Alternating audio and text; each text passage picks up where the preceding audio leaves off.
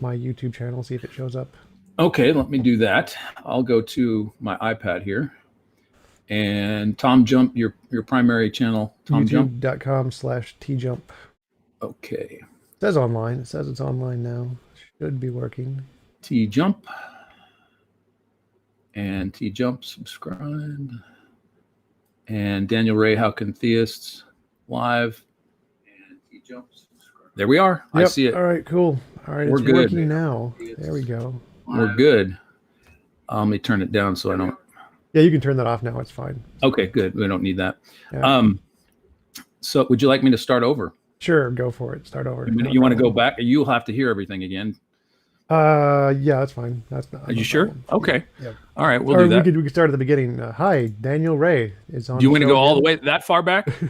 Well, I did probably just give the introduction. So last time we talked about how we differentiate imagination from reality, and the question that I asked you at the end of the conversation was, how can a theist differentiate imagination from reality without using science? And so you were going to give an explanation of how to do that. Yes, I was going to give explanation through example and discussion, and hopefully that it will at least be mildly entertaining and stir up thought. That's my goal here today. Awesome. So, yeah, Tom, I just asked this question, but we're going to go through this again for the sake of the live broadcast on your main channel. Would you spend $10 billion to find out if this equation were true? No. No, you wouldn't. And probably I wouldn't either upon first guess. If somebody came to my house and I was a billionaire and they said, Ray, we want your money. We want to spend your money to figure out if this is true. Like yourself, I probably would not concede to doing that as well. But this is a very critical equation for the history of science. And it's the equation for the Higgs boson. And so to answer your question today, Tom, I have prepared some wonderful slides for testing our knowledge of reality, bosons, and belief. And the Higgs boson, as you know, was discovered in 2010, 2011, firmly announced publicly in 2012. Higgs and Francois Englert, I think it's Englert, won the Nobel Prize for Physics for their work on the Higgs boson. This is 2012. All the following information is coming from the Smithsonian Magazine of July of 2013. It's online. You can check it out. Of course, you're familiar with the Higgs idea, and I think a lot of your audience probably is as well. He first wrote a paper about it in 1964. And in a very simplistic sense, I got this from the article from Brian Greene's example. I thought it was very helpful. The Higgs field acts like water in a glass. If you put a ping pong ball in it and you push down on the ping pong ball, it's a lot harder to push than if you just tried to push the ping pong table along a table. It's much easier. And the Higgs field is what Higgs and others believed gave things their mass. So stuff goes through a field, and the Higgs is involved in giving it its mass or making it massive. Or I'm not exactly sure of the physics myself, but I thought this was a helpful analogy for those that people don't know what the Higgs field is. It's like water in that sense, very simplistically. From the excuse me, from the article, who was written by Brian Greene, who is a physicist. He says that mathematical equations sometimes tell us such a convincing tale. It's interesting. He uses that language. I like it. The math tells a story. They can seemingly radiate reality so strongly that they become entrenched in the vernacular, in the vocabulary of working physicists, even before there's data to confirm what the math is saying. So last time we talked, Tom, we talked about Sean Carroll and a few other models of mathematical models of eternal cosmologies, right? Yep. And so like Carroll believes and others believe that the math tells them X, even though we don't have hard data on X. The math leads them in that direction. And so that's what Brian is saying. He's saying we build mathematical models, and the models are so convincing mathematically that we want to go out and we want to test them, and we want to see if there's any reality to them or not. We brought up Eugene Wigner last time we talked. He's not a Christian, but he believes that mathematics is some kind of miracle, that the language of mathematics for the formulation of laws of physics is a wonderful gift we neither understand nor deserve. And he says we should be grateful for it, but he doesn't espouse where mathematics comes from. He just believes it's incredibly useful and wonderful to the point of it being a gift or a miracle. So that $10 billion was spent on the Higgs boson investigation, and that included the building of the Large Hadron Collider, which is probably the coolest science experiment on the planet at present, maybe next to the Hubble Space Telescope. I don't know.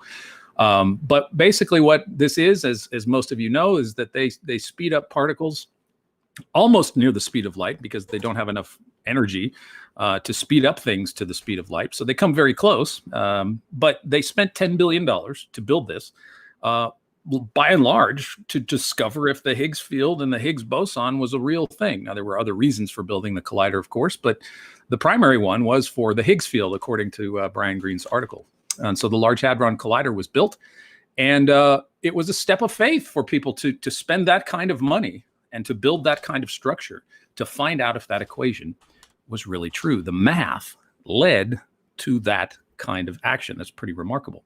So some physicists really knew what this was saying and really believed that it was worth the time, money, investment, and labor to build this and to find the Higgs.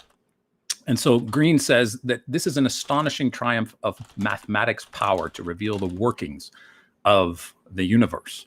And so mathematics is this wonderful conceptual language that we have that enables us and leads us to actually making discoveries about the physical world before we actually have the physical data. So this is the public announcement of the Higgs in 2012.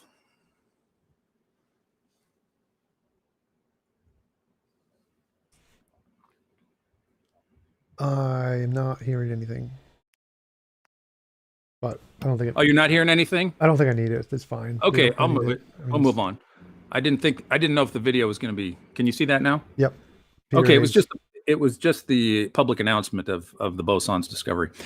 Peter Higgs kind of wept a tear of joy because he waited 48 years for the confirmation of his theories, something the math told him was there. $10 billion were spent to confirm his idea. So what a joy. You know, this is half your life, more than half of your life, believing that a theory is true, despite the fact that your peers, I don't know what kind of pushback he got from people, but it wasn't widely accepted for quite some time. So he had to endure a lot of professional criticism and probably a little bit of jabbing and mockery at times as well, because the Higgs field was just an imaginary, it was like aether, you know, the medieval aether, the stuff passing through the cosmos. And so what a vindication for Dr. Higgs to have been there when they announced this. 48 years, what a relief and what joy. So my questions that come out of this, I think, how long do we have to wait for the confirmation of a hypothesis? That's a question. And then when we talk about God's existence, what's imaginary versus what is real, how does a skeptic or an atheist know what a confirmation of God's existence would look like? So if we perform a test and it comes to certain conclusions, how do the skeptical interlocutors know that they're looking at a successful test for God's existence, much like physicists know exactly what they were looking for when they were looking for the boson? So here's the boson, and there it is right there in the data. That's how it shows up between the 120 and the 130 mark there, through many statistical samplings through the collider between 2011 and 2012. Now, I wouldn't have been able to know it because I'm not a physicist. But how was this a success? They knew in advance what the boson would look like, and they acted on what they believed. They knew what they were looking for. So I think here's the problem between us, Tom. I think, or the discussion between us. I don't want to say it's a problem, but probably where we differ. For a skeptic to propose a test for God, it would require the skeptic to know before constructing the test what the evidence for God would look like, just as Peter Higgs had very specific parameters regarding the characteristics of the boson particle. So you don't spend $10 billion unless you know specifically what you're looking for.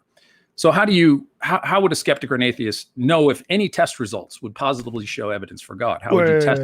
Just to interrupt there, the atheist wouldn't. The theist would. The theist has a hypothesis. The theist would have to make a model to test it. The atheist wouldn't have to do anything. I mean, the atheist can just ignore it until you make testable predictions. So it wouldn't be the atheist making the model. That wouldn't make any sense. Well, no, but when you say that the model has yielded insufficient results, you are making a tacit positive claim that this didn't meet the criteria for God's existence, right? No. I'm saying it just hasn't made any testable predictions. Like it hasn't done anything. So I'm not saying that you have a model that has worked and it's insufficient. I'm saying you don't have a model, it doesn't work, and there is no prediction at all. So it's not like I'm saying there's some evidence that's insufficient. I'm saying there is zero evidence. There's nothing. Right. But to say there's no evidence, you have to have a set of criteria in advance to know that there's no evidence. I mean, it's a Right. simple thing. Like Future, if I say, future testable prediction. So the same thing that the Higgs boson thing was confirming. You need to be able to predict it and then do an experiment to confirm it. well, do you have to have, in order to test something, do you have to have the predictive aspect to your test? Yes, that's that what is that a test requirement? is. Yeah, to test something, you have to make a prediction to get like a result. That's what the Can you test use is. existing information to make your hypotheses, to test your hypotheses? Usually, you always do that. I don't understand. Yes, that's what. So that's okay to use that info. So how do you know that that information that you use within a test is allowable if it's not something that is being predicted? So in other words, like say how they tested for relativity, they used an existing body of knowledge of Mercury's perihelion around the sun when it was closest to the sun. They used that measurement to determine whether or not Einstein was correct. But Well, there actually, was no, they did they measured the curvature of light around the sun. Einstein made a novel yeah, prediction about the curvature of light around the sun. So he but they tested. used existing data to do that. And I'm saying Right. that Well, that's that's all theories do that. So all theories, you start with ideas from the past. You start with old yeah, information, then you build that together like Lego pieces to build a model, and then you sure, say this model has this new piece in it that we haven't seen before, and that makes a right. prediction. Right. So So you seem to be excluding a priori that there's nothing with God that we can even begin, like the perihelion of Mercury. well, no, I don't a priori exclude anything. So you're allowed to make up whatever you want in the model. I don't care at all. So I just say it hasn't been done yet. There's no evidence that has been presented yet. It definitely could. There's clearly possible evidence. But but I think where I'm maybe missing you is that if I say, so for example, if I've never met you and I say, well, Tom, I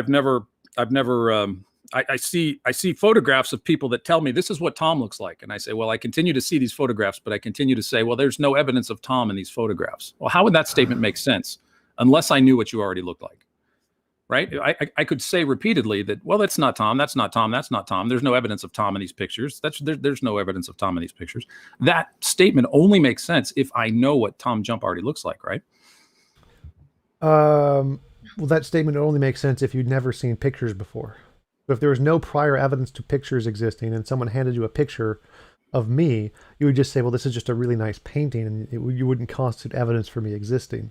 Well, whether it's a painting or a picture, I could say, well, that's not Tom. That's not evidence of Tom's existence. But I would still, in Only order if for you that, had never seen pictures before. If we have an abundance of evidence of pictures and we know pictures are taking pictures of real people who exist for the most part, then it's pretty good evidence that someone in a picture does exist. well, I think I'd still have to know what you look like to be able to say there's no evidence of your existence. I'd have to know something about, I'd have to have a predetermined knowledge about who you are, what you're like, in order to say that you don't exist. No, you don't know. No, you don't have to know anything about me at all. You just know about the picture. So my constitution is irrelevant. You just say this is a picture, and if you have no prior knowledge of pictures, no prior evidence of what a picture is, then you couldn't count that as evidence that the person in the picture existed because you don't know what the thing is.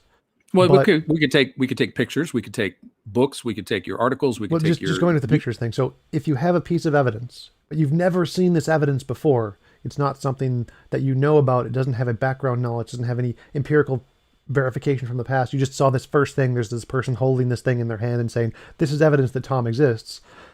You can't count that as evidence because you've never seen it before. You don't have any background knowledge. You'd have to say, if this is evidence, I need to make some testable prediction to count this as evidence that can verify this as evidence. Right. I would have to assume certain No, characteristics you assume nothing. about There Tom are no Jones. assumptions. No assumptions here. Nothing about the person in the picture. This is just about pictures in general. You have a picture, and you want the picture to count as evidence. You need other examples of pictures counting as evidence. If you just Okay. have one picture and it's never counted as evidence No, before, I began the analogy with the idea that I've been shown a bunch of pictures of you, and all I say, no. and all So of just not just so there's pictures of me and there's pictures in general. If you know there are lots of pictures, like we have pictures of people all over the world, they're common. You have pictures in your house of your family, and you know they exist, and you have pictures of movie stars, and you know they exist. And someone shows you a picture of me that is the same as the picture of those, then that would definitely count as evidence for me because of the background evidence that pictures have already been used to count as evidence for other people existing. So here is a picture that also counts for me existing in the same way it counts as evidence for all the past people to exist. But if you present the first picture ever made to a human being and they say this is evidence for this person existing, that would not be reasonable to accept. So well, I'm not doing that. I'm Okay. saying that there are an abundance of pictures of you let's just say videos, if you want, just the still frames of your videos, and I say in every one of them, that's not Tom Jump. That's an imposter. That's somebody else. That's not Tom. I absolutely have to know what you're like to be able to say that to me. No, you don't. Make that make again, sense. So nothing about me is relevant to that argument. You don't need to. Oh, say sure it anything about is. me. Sure it is. No. If I don't know what you look like, I can't say you don't exist. Again, so whether or not I exist is irrelevant. You have to understand the atheist positions here is that asserted evidence indicative of the conclusion that I exist?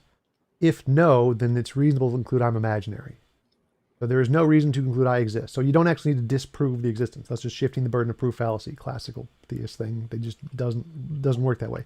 So the only relevant premise here is, does the presented evidence indicate the conclusion, yes or no? If no, then there's nothing to conclude it's real, so it's imaginary. So what do you make of me saying here's 15 photographs of Tom Jump, and I say there's no evidence of him in any of these photographs? That would just be false, because we know that photos count as evidence since we have an abundance of photos counting as evidence in the past. But I'm saying specifically what you look like. I'm making a claim about what you look like, and I'm saying none of these photographs show what you look like. I would have to know what you're like. I would absolutely have to know what you look like for that statement to make sense. I have no idea what you're even saying right now. So if you're just saying that, that doesn't even make sense. So you wouldn't be able to make a claim about a person that you don't know exists based off of a picture if you don't know if it's that person. Exactly. We agree that I would have to know. There's no relevance to that, to the atheist position. None. Oh yeah, sure there is. Because I'm not saying you in this specific example. I'm saying in general, a skeptic atheist position that says that there's likely no evidence for the position. No. So there's the thing. If I say there's no evidence, I've said nothing about God. So I don't need to know anything about God to say there's no evidence. Oh yes, you do. Yes, no. that's the point of the analogy. I can't. That's the point where there is no analogy. So all I need to know is the evidence. Does evidence X indicate an existing being? That's all I need to know. I don't need to know nothing about the being. The being at all. The being is irrelevant. The qualities of the being are irrelevant. All that matters is you have to know what your being is like. You have to make predictions, and if those predictions work, it's evidence. No matter what you say your being is like, I couldn't care less. The only thing that qualifies as evidence is you made a testable prediction, and the evidence, the epistemological verification is correct. You predicted something we don't know yet. You got it right. That's evidence. So I don't need to know anything about the God. I have no idea what the God is like. That's all in your head. You could say it's a square circle. I couldn't care less. You could say it's a black box. You have an idea of what God is like. I know literally nothing about God, and you're saying you have this black box God, and it's going to make a prediction that X is going to happen and X happens. That's evidence. I need to know nothing about the God for that to be evidence. Well, you do when you say that the evidence has not been demonstrated, or there has been no. So again, I can prove that false right now. You have an idea of God. I know nothing about it. God is a black box. I know literally nothing. It's just your idea, and you use that idea to make a prediction that the lottery numbers next week are going to be whatever, and you get it right like multiple weeks in a row. That's evidence of whatever it is your idea of God is. I need to know literally nothing about the idea of God for that to count as evidence. Well, how would you know if it was genuine evidence for God's existence or not? If I demonstrated something to you and it came to pass, or who's determining if it actually if it came to pass, or even if it didn't come to pass, you still are making the ultimate determination of whether or not that criteria has been satisfied, right? Nope. It's all if it works. If the predictions work, that's evidence. Doesn't matter. I need to know nothing about the God at all. Well, sure. I mean, if you say that if I make a prediction based on X and it comes to pass and it's before you, and you say, well, is that sufficient? I say, well, is that sufficient evidence for God's existence? Well, and you would have to make a qualitative determination. Sufficient doesn't matter. So I'm just going, what is evidence? That would be evidence. That would absolutely be evidence. Sufficient would be a different question about the magnitude of the claim you're making, which I don't know anything about that. I don't know I don't know what your qualities of God are, so I can't say if it's sufficient to prove your idea of God, but I can say it's evidence. I can say, yes, that is definitely evidence for whatever it is you think is in that box. Okay, well, let's go on. I have this analogy that may be pertinent to what we're saying. And I'm sorry for talking over you because there's kind of a delay, so I apologize. I don't care. I don't mean it doesn't bother me at all. Okay, well, I don't want to be rude. I just, sorry about that. Anyway, so this is an analogy that might be helpful. Do you know who this gentleman is? Nope. Okay, he's pretty famous in a quiet kind of way. This is the Pac-Man creator, software engineer Toru Iwatani, I think is how you pronounce his name. and I think we've all played Pac-Man, and I think you can get it on your phone and stuff, and it's still I grew up with it. You played Pac-Man? I'm sure, right? Yep. And there's a Yeah. bug at the end. If you get to level like 255 or whatever, it There's breaks. a what? I There's never got that. Yeah, there's on the original machines, the bits on the processor is limited to Mhm. 256, and so if you get to level 255 and you beat it, it'll crash the game. Wow. Did you crash it? No, I thought it was insanely boring. I never played it. Oh, okay. Do you know anybody that ever crashed it? Yep, I see them Oh, on YouTube all the time. oh YouTubers. wow. People crashing Pac-Man. That's funny. Anyway, so this is an analogy. No analogy is perfect. I understand. Um, does this game count as evidence of Toru's existence? Does the game itself count as evidence of his existence? No, Why not not? just it's existing, because you would need prior, like again, it would be the same things. Like if you have a photo, the first photo ever, if it's just a photo, and you've never seen any other photos, then it would not be evidence of anything. You'd have to have some prior background knowledge. If you know that game exists and you know games are designed by humans and you know he's a human, then it would count as evidence if you include all of the background knowledge of what a game is, how games are made, the history, the empirical evidence, then that included in the fact here is a game would be evidence. But just the game itself is not evidence. It's not one part of a cumulative case. You don't say it Oh yeah, counts no, as the evidence. cumulative case would be fine. So you say here is a video game. We know video games are made by humans. We have lots of evidence of video games being made by humans. We know the history of this video game. We know they're made in Japan. We know the guy who made it. We have all of his background knowledge, and that cumulative case, yes, that would be good evidence. Just the game Okay, on its own is not. It's just a single fact. It doesn't. it's one part of a cumulative No, case. it's a nothing on its own. It's nothing. Literally nothing. Yeah, I think we would probably disagree on that because I do think it is one part. I mean, if it's one part of a cumulative case, then there is some substantial significance to this being evidence that he is a So for software example, designer. like if we were a pygmy tribe in the middle of Polynesia and someone Mm. dropped a Pac-Man machine and we played the Pac-Man and you asked this same question, the answer would be no. They know nothing about how games work. They know nothing about who designed the games. They know nothing about the history of it. They have no background knowledge. Just the existence of this game would not be evidence of anything other than this game exists. So in Well, order to have the connection between the game to the person, you have a hypothesis. You have here is a phenomenon we're trying to explain, and that one thing is the phenomenon. The game but is the phenomenon. And the pygmy culture's ignorance of Toru does not discount the game as evidence of Toru's well, no, existence. that's the thing. The game is never evidence. The game is the phenomenon. We're trying to explain the phenomenon. The phenomenon can't count as evidence for a conclusion. It's the phenomenon we're trying to explain. Yeah, I'm trying to establish Toru's existence Right. using the game as part of the cumulative case for his existence. Right. So So so you for could be any you could be any hypothesis ever, you have a phenomenon you're trying to explain. You say X occurs, and so in this case, Pac-Man is the X. Now the X is evidence of nothing. You can't ever say that use the X as evidence. This is the phenomenon we're trying to explain. that's a philosophical assumption I think we No, differ on it's a right proof. It's a philosophical proof because of the problem of underdetermination. So for example, if I wanted to say here is like one of the common examples is objective morality. That's the one I've been talking about recently. You have Yeah. objective morality. So we see observe moral intuition and moral progress, and those are the evidences that there is some moral phenomenon we're trying to explain. Now, moral intuition and moral progress isn't evidence for subjective morality or objective morality or um, Cornell realism or a god. It's just the phenomenon. So it's not evidence of any of those things. It's the phenomenon we're trying to explain. If you want to say it's evidence for one of them, you need to go more beyond that and say, if my hypothesis is true, then I can predict this new thing we don't know yet. So anything we currently know is post hoc, something we already know. But for it to count as evidence of your hypothesis, you need something novel, something new that we don't know Well, yet. it would seem to me, though, Tom, the problem that you've created for yourself epistemically is now you've said that in order for this to count as evidence, we need to have additional information, which are also pieces of the puzzle.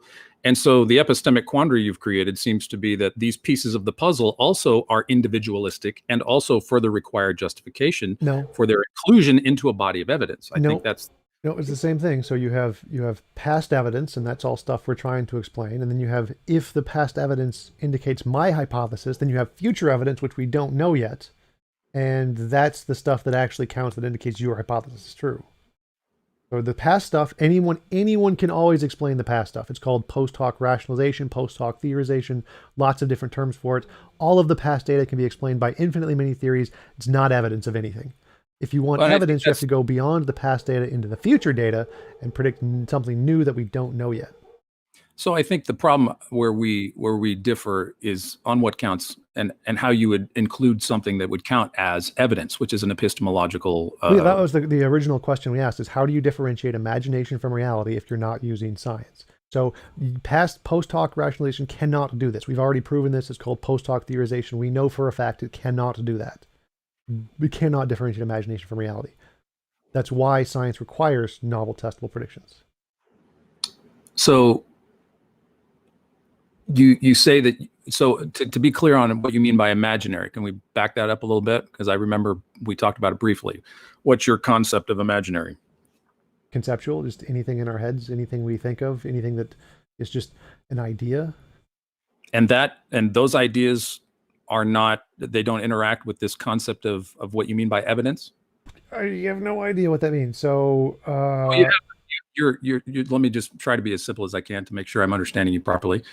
You've explained to me in logical definitional terms how you understand what evidence means, which for our discussion so far are just conceptual ideas.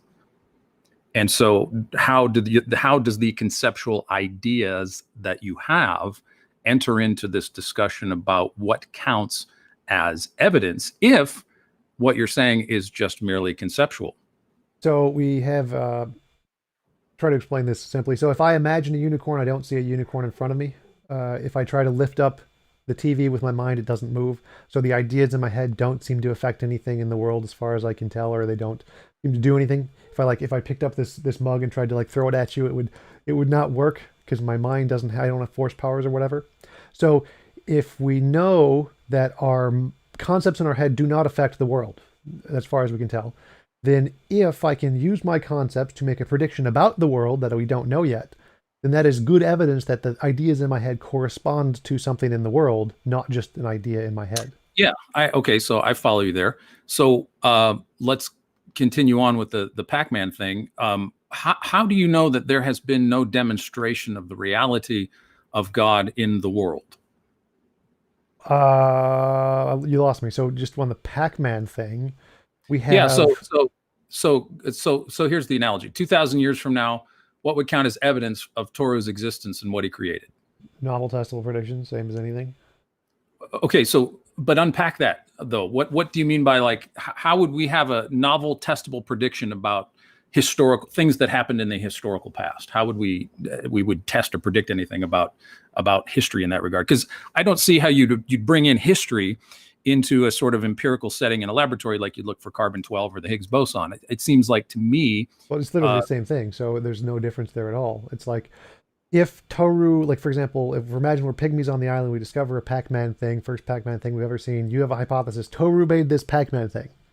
For that to be true, you'd have to say, well, if Toru made this Pac-Man thing, then I can predict that if I connect to the World Wide Web, which I also think exists or whatever, then I can find like the history of Toru and his discoveries, or I can find, or if we dissect the machine, which we haven't done yet because we don't have the technology to, all we can do is play it. If we dissect the machine, we will find in the programming, we'll find his writing where he specifically says his name. Like, or if we beat the game, we'll find his name at the credits. Or if we like go to a different country, we'll find other people who can verify this claim, like who will give us other resources that we can test and verify. Or we'll find all these other things. Like there's like infinitely many testable predictions we can make here that can all be confirmed. That could all count as evidence that this is true.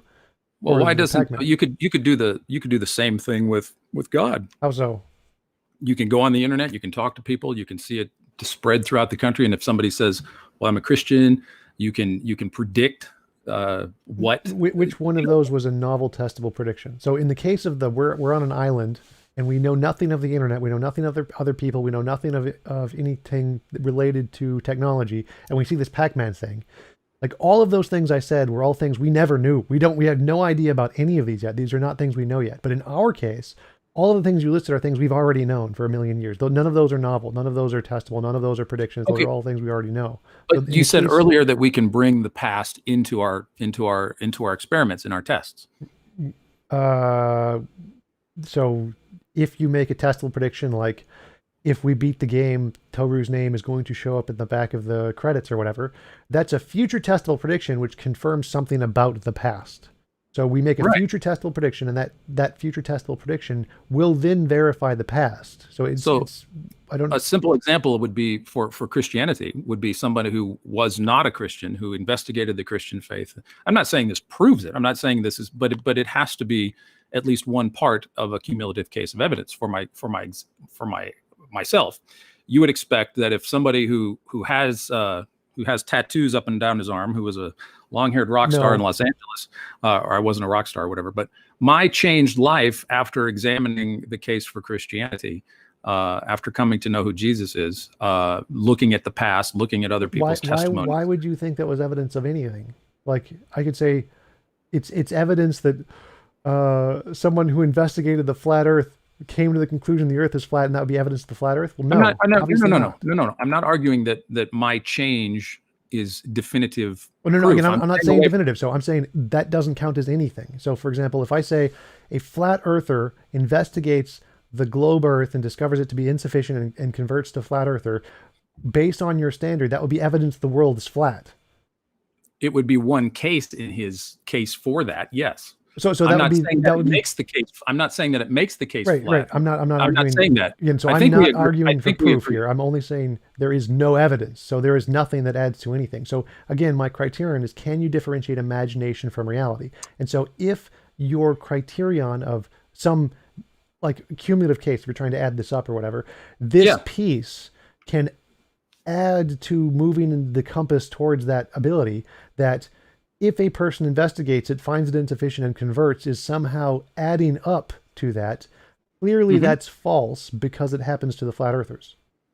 Well, with flat Earth, we have other ideas that can speak against what he's saying. Well, no, that's And so- irrelevant. So I'm not counting the things against him. I don't care about the things against him. I'm only counting the positive claims here. I don't care. There could be infinitely many negative claims against your hypothesis. You could say, I believe in a round square, something logically impossible, and the round square is going to cause X, and if X happens, that's evidence of X. I don't care how impossible it is. I don't care what the evidence against it is. Makes no difference to me at all. If it works, it works.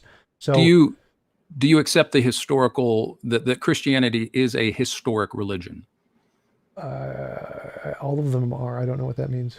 Well, that something occurred in the past to generate the origin of the Christian faith. Would you agree? All religions are.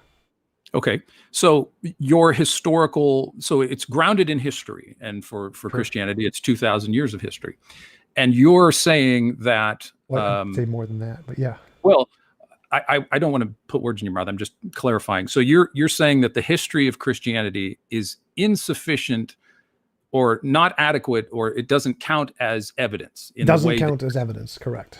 You're saying the history of Christianity does not count as evidence for the case for the Christian faith.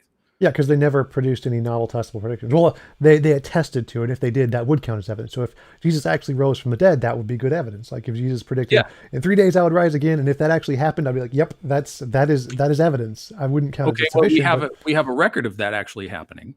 Oh, we have accounts of that happening. We have no actual evidence it did happen. So the accounts, why don't the accounts count as evidence in the cumulative case? Same reason the accounts of Toru don't count when we're Pygmy Island. So, like, for example, if we're in the middle of a Pygmy Island and somebody who's like 2 feet to or less says, "Oh, I know Toru. I've met him. He's given me visions that he created the Pac-Man." Like, no, that's not evidence. So you require the background empirical data that what you're saying is true, because your testimony can't differentiate imagination from reality. So I can't. So when we talk about the history of Christianity, your statement about that not counting as evidence, you're saying that I can't make a testable novel prediction about Christianity because none of the history of it counts as evidence. Is that right? No, if you could, that'd be great evidence. Go for it. Okay, so the history of Christianity began with the resurrection of the Lord Jesus Christ. Do you agree? No, but I mean, that would be a prediction. Okay, so What if it, okay? So if you don't agree, briefly, what do you think happened historically? Exactly the same as every other human religion. People had ideas. They had emotional connection to the ideas, and they got attached to them. Okay, so you believe that the origin of the Christian faith is an emotional idea that people got connected to, and therefore it began like every other religion. Yeah. Do you have a novel testable prediction that shows that to be true? Yes. Well, it's already been novelly testable, predicted by people in psychology and sociology for hundreds of years. They What is did. the novel? What is the novel testable prediction that Christianity began on people's feelings? How do you Uh, test?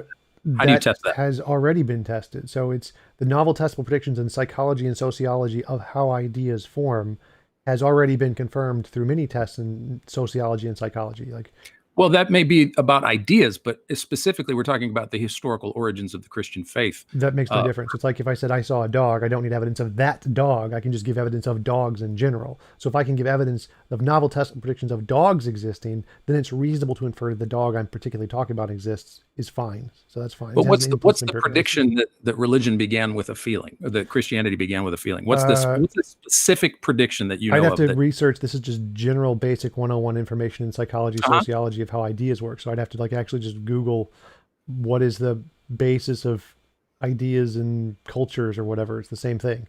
So there's not, this isn't really like a controversial point. It's just basic psychology and sociology. This happens all the time. And we have novel Okay, test predictions, tons of them about doing exactly this. That's like the entire field of not psychology and sociology. but when it comes down to actual historical investigation of the past, historians, not psychologists and psychiatrists, but historians who study this, um, there's not. It would be very difficult to do a novel testable prediction that could be falsified in the 21st century about the psychology of people that lived 2000 years ago. How do you accomplish that? The same psychology that people have today. You say people Oh, have so this you kinds of belief okay. system. So you same thing counts for Christianity. If you can predict something today, future testable prediction, it would also apply to 2,000 years ago. Like if you could predict miracles today, then it would be reasonable to infer the same kinds of miracles could have happened 2,000 years ago. Okay, so you think that the psychologists of the 21st century know more about the psychological makeup of the people of the first century who believe to have experienced the resurrection of Jesus from the dead. Is that correct? Definitely. Okay, But all right. that's not relevant to my argument, but definitely. Okay. Well, it just seems to me that if you have, so here's the problem that I see, that when it comes to allowing for the evidence of Christianity as the history of Christianity as discounting that as evidence, it would seem that psychological explanations for the history of Christianity, not historical ones but psychological ones, are also outside the purview of your testable, reliable prediction criteria. I No, don't no, see how. I just demonstrated it does fit in that But criteria. how, So how do you test the psychological makeup of people of the first century? How you would you do test the that? psychological makeup of people today, and then you Well, apply that that's inductively to different people of the though. past. No, no, it That's a has nothing. This cultural. has nothing to do with cultural. It has to do with biology and neurology of the human makeup, which has essentially been the same for hundreds of thousands of years. So this is all just human beings. We're talking about how the human brain works. The human brain works today the same way it did 2,000 years ago, same way it did 20,000 years ago. So there's All right. not really sufficient difference there. So if you can show the human brain today is flawed enough to get attached to certain silly ideas because it makes you feel good, like the world is flat, then it's reasonable to infer in the past the brain was silly enough to get attached to silly emotional ideas that made them feel good, like religious beliefs. Well, So what if we put atheism in the hot seat and said that it's just something that people made up to make themselves feel good because of the psychology of people in the 21st century that don't want to believe Jesus existed? How do you uh, test that? that would be fine, except atheism doesn't make any claims. So atheism is just the position there is no evidence of God for the most part. So the origin of the belief doesn't make a difference in its negative claim. Okay, so let me just wrap up because I don't think we'll make too much progress on this. But your position is that the history of Christianity and its origin can be explained by 21st century psychology and psychiatry without any other reference to historical documentation to the contrary. Is that correct? I would say that all phenomenon in the past can be compared to phenomenon today. And if we can find it today, that there is some common feature of psychology and that common feature of psychology can be used to explain certain accounts of the past, then yes, those would be the same thing by definition. Just like All right. people who And fall on gong, like people who see UFOs, people who see uh, mass hysteria. We discover those things in the present in modern day psychology, and then we look into the past and see, oh look, those phenomenon that are described in history look exactly like this thing we've discovered in the present. Those are the same thing. That's okay, reasonable so science. your position at present is that Christianity began because it made people have an emotionally positive experience. Is that correct? Yes, same as Okay. So every belief. that's your account of how Christianity developed from a handful of emotionally positive experiences that people had of Jesus rising from the dead. I'd say just emotionally positive experiences of lots of different people for lots of different reasons. So if people thought Jesus rose from the dead, that could be a positive experience. If people were told about it, that could be a positive experience. If people were told they could have life after death, that could be a positive experience. All beliefs in humanity are emotionally based off of usually positive experiences. That's just how psychology has demonstrated that. Okay, so I mean, what even do you if think? Jesus actually rose from the dead, Christianity would still have been based off of the positive experiences people had from that That you experience. still have a positive experience. I mean, if it was true, obviously there is positive experience to be Right. had from it. Certainly. Do you think though that so you don't actually think that these people, the multitude of people in and around Jerusalem in the first century, actually saw or actually you say the apostles and what we have in 1 Corinthians 15?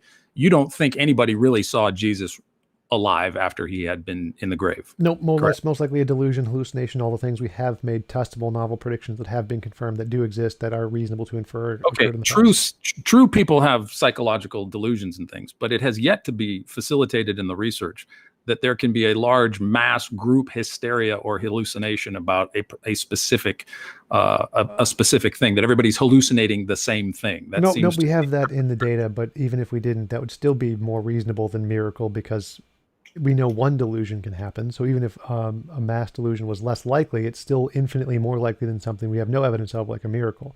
So there's two okay. parts to that. One is that we do actually have that. It's called mass hysteria and folia tree. So we do have examples of that. Secondly, even if we didn't, the fact that we have a delusion as a demonstrable real thing that's made novel testable predictions means it is infinitely more likely and has infinitely more evidence than a miracle, which still has zero. Okay, so you would prefer, despite the lack of actual scientific psychological data on mass Well, no, delusion. I just gave you a list of that actually exists. We have that. Yeah, well, no, I'm not saying that delusions don't happen. I'm No, I'm saying saying on the mass hysteria scale on a that mass thing, the mass scales, folia do, folia tree, mass hysteria, those we literally have examples of exactly that. okay, so you're saying that is really the best explanation for how Christianity began, was hallucinations. Well, no, I'm not saying best. I'm saying that explanation is better than miracle. Okay, so you're a priori excluding miracles, Nope, kind of like I'm he. not a priori excluding anything. I'm saying we have past evidence of hysteria. We have past evidence of delusion. So those things we know exist like dogs. And so if we want to say what caused the footprint in the snow, dog is always going to be better than unicorn because we have past evidence of dogs. We have no past evidence of unicorns. So dog is always necessarily a better explanation until you can provide evidence of unicorns. So a miracle, by definition, though, is a rare occurrence. I don't care. Like, it doesn't make a difference to me how rare it is. If you can make future testable predictions with it, that's evidence. Doesn't matter how rare it is. And we have, okay, so let's talk about. I'll just be personal here for my own example. I'm not saying that this is proof. We're not. We agree that we're not after proof in the mathematical Euclidean sense. But here are some examples of my own experience, and I'm not saying that they make Christianity certain. But I was a changed individual after coming to Christ in 1993. So here are my tests, very briefly. I was baptized in 93. I was in the military for 4 years with a tour in the Middle East working with Muslims. I have a bachelor's degree at a secular university. I have a master's degree from a Christian university. I studied, one of the things that I really enjoyed that really helped me engage my Christian faith was the Mars Hill Audio Journal. It gave me a perspective of how Christianity and contemporary culture go together. It's a wonderful resource that probably saved me from becoming an atheist. I've had multiple appearances on atheist shows: Dogma Debate, Right to Reason, Cordial Curiosity, Non Sequitur when it was still around, and Atheist Edge, of course. And I've had enjoyable discussions with you, Tom, examining what I believe with people that don't believe like I do. I am currently a administrative facilitator for our Atheist and Christian Book Club.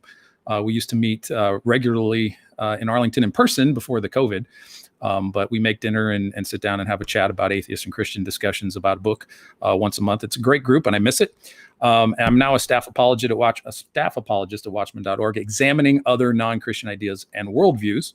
I've also been through a great deal of suffering, as we all have. I struggle with depression, as I've shared with you. I've gone through a lot of loss: my father's suicide, my fiance breaking an engagement. I've lost jobs and friends. Personal experience of miraculous healing in my own life when I was in my 20s, reading, studying, and engaging with scripture, the testimonies of other Christians, the historical reliability of the origin of the Christian faith, and ultimately for me, what I enjoy the most, the beauty and intelligibility of the cosmos, putting together a book with other professional Christian scholars and scientists. And that's this book. And I know you've read about it, The Story of the Cosmos. And I've done podcast interviews with atheists, with authors, with scholars, on 2 podcasts that I produce. And so 27 years of living out what I believe are what I would consider to be, you could test and predict what my life was like before I was a Christian. And now you can make testable predictions about what my life would be like, as you would expect.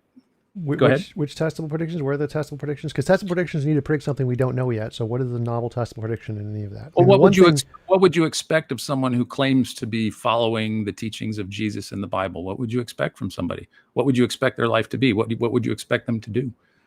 I'd expect them to be human, just like every other human, and not much different than any other human. Not much different? But yeah, I'd say that they're going to live a life that's going to be human, and they're going to have human experiences and have human things in their life, just like every other human. So like, your story is essentially the same as millions of other people's stories and millions of other countries of millions of other religions. It's just a human story. Like there's nothing special about that story that you listed. It's the same as lots of other people's stories. So, but I'm not saying it proves Christianity. I'm saying that, again, so anytime you bring that up, it doesn't matter, because I'm not trying to say it's not. I'm saying it's not even evidence. Like nothing in that what you listed, other than the miraculous healings. Miraculous healings would actually be great evidence if you could demonstrate them. But other than that, everything you listed was just common human experience. I saw the sun rise tomorrow, therefore God, is essentially your argument. Well, no, I'm saying that by you saying that nothing that I have said counts as evidence is a presupposition about. No, I said no presupposition. So you're not allowed to say it's a presupposition, because I haven't given it.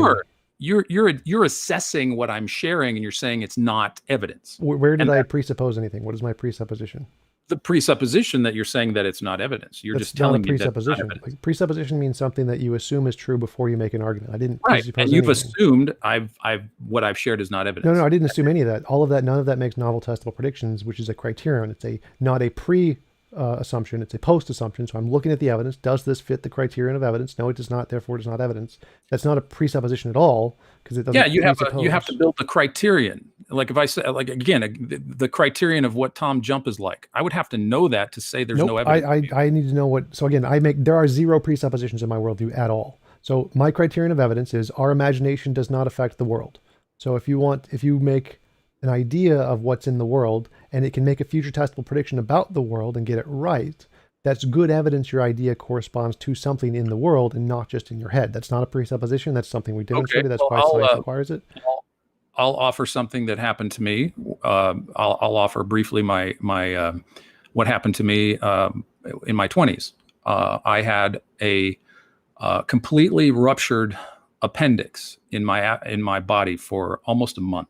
Totally ruptured. Now, most people when they have a month, I was misdiagnosed as having stomach flu when I first went to the doctor, and I lived with it I had it for about a week. Wait, so it was like it was a partial rupture. No, it was the whole thing, Tom. If the whole thing, you would die in an hour. So that I know, that's what I'm saying. And I have the surgeon's testimony who came in after my operation and said, and he was from Texas, and I was scared to death when he told me. He said, "Son, I don't know why you're still alive," because he removed a gigantic, probably softball size worth of pus and mass from my abdomen area, and could not explain to me why I was still alive. He says, "This stuff normally kills people within days." and you had it based on the amount of stuff that he removed from my abdomen. He said, there's absolutely no medical reason for why you're still here. And I have to this day no explanation myself other than it was a miracle, because I had poison all over. Was that like a future testable prediction? Did you like pray to God and then he healed you, or was it just you can't explain it and that was it? Just some event. Well, I have a veteran surgeon who has done appendicitis operations in the medical research that says, just as you say, that if you have a completely ruptured appendix within 3 or 4 days, you're dead. And I was walking around with stuff in my gut for a month. Okay, so just to clarify, you had a medical experience you can't explain is one possibility. Or like, for example, you had a disease and you prayed to God and then the disease was healed. That would be a future testable prediction. That would be confirmed. That would be evidence. So if like, I have a disease, I pray to God, the disease gets healed. I have a disease, I pray to God, it gets healed. Well, I know people had been praying. Right. So I'm just clarifying your story here. So that would be evidence. If you just said, I had a medical experience, which doctors couldn't explain, that's not evidence of anything. That's just a phenomenon you can't explain.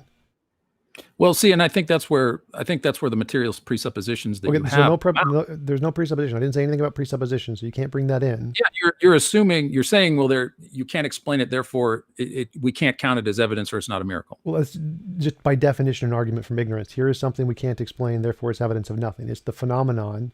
Therefore, it to be evidence, you need to make a future testable prediction. So it's just the definition of an argument from ignorance. There's no presupposition there. It's just philosophy. I don't think it's an argument from ignorance, because you look at the cumulative case about what happened here. There is nothing in the science that can explain what happened to me. If nothing in the science is by definition an argument from ignorance, anytime you say that. So it's necessarily an argument from ignorance.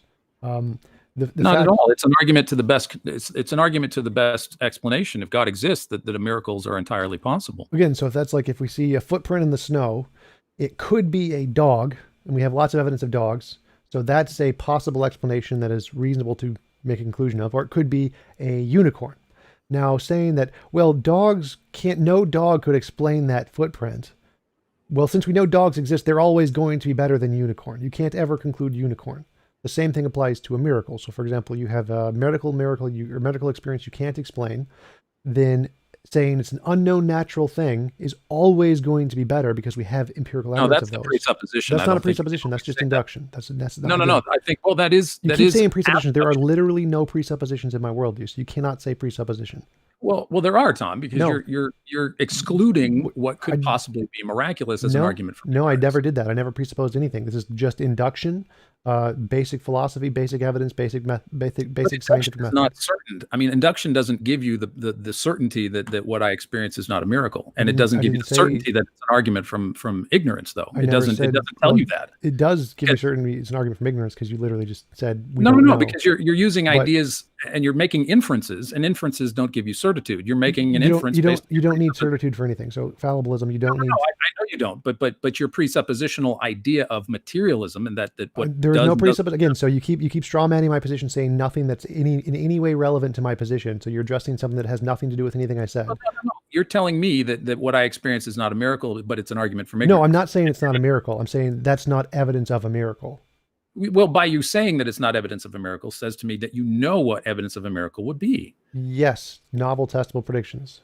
Well, I don't see the criteria. Anything I don't. You'll have to see what I'm not following is how you know that novel testable predictions are actually what would count as evidence for a miracle. You would have to test your idea of novel testable predictions to be an accurate representation of what would demonstrate the miraculous. Yes, and yes. you can't test your own ideas there. Yes, you can. I did that. I explained that earlier. So we have ideas. Ideas don't affect reality. I can't lift up the TV with my imagination. So if I want to test my ideas, I can say, if my idea is correct, I can do an experiment to try and verify it with sense experience. And if it is correct, that's a good evidence that my idea corresponds to reality, not just my imagination. So that does exactly what you just said. I think your idea of novel testable predictions is something conceptually that falls into the definition of what you consider to be imaginary, because there's no physical test, Tom, that you could do to prove that what you're saying about miracles is accurate. Yeah, that's fine. So I have an idea in my head that I can novel testable prediction criteria or whatever. So, but I can demonstrate that my ideas don't affect reality. I cannot do things in reality with my ideas. I can't lift the TV. I can't push things over. I can't read the stars. I can't know things about what's happening on the other side of the planet. My ideas do not affect reality. We can demonstrate this. This isn't a presupposition. This isn't conceptual. It is something we literally experience. It is a direct experience. So we Hmm. know there is a difference between our imagination and reality.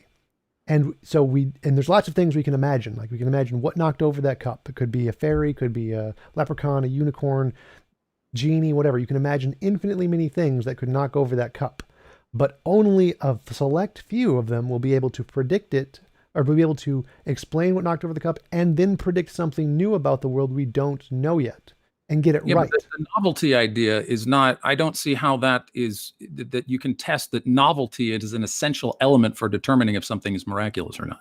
But Novelty this is just seems to miraculous. be, and So just to clarify, this is evidence of anything that isn't imaginary, which includes miracles or science or yeah, reality but it or just seems like you're just adding a priori that novelty must be part of the standard. And I don't see how that's not subjective.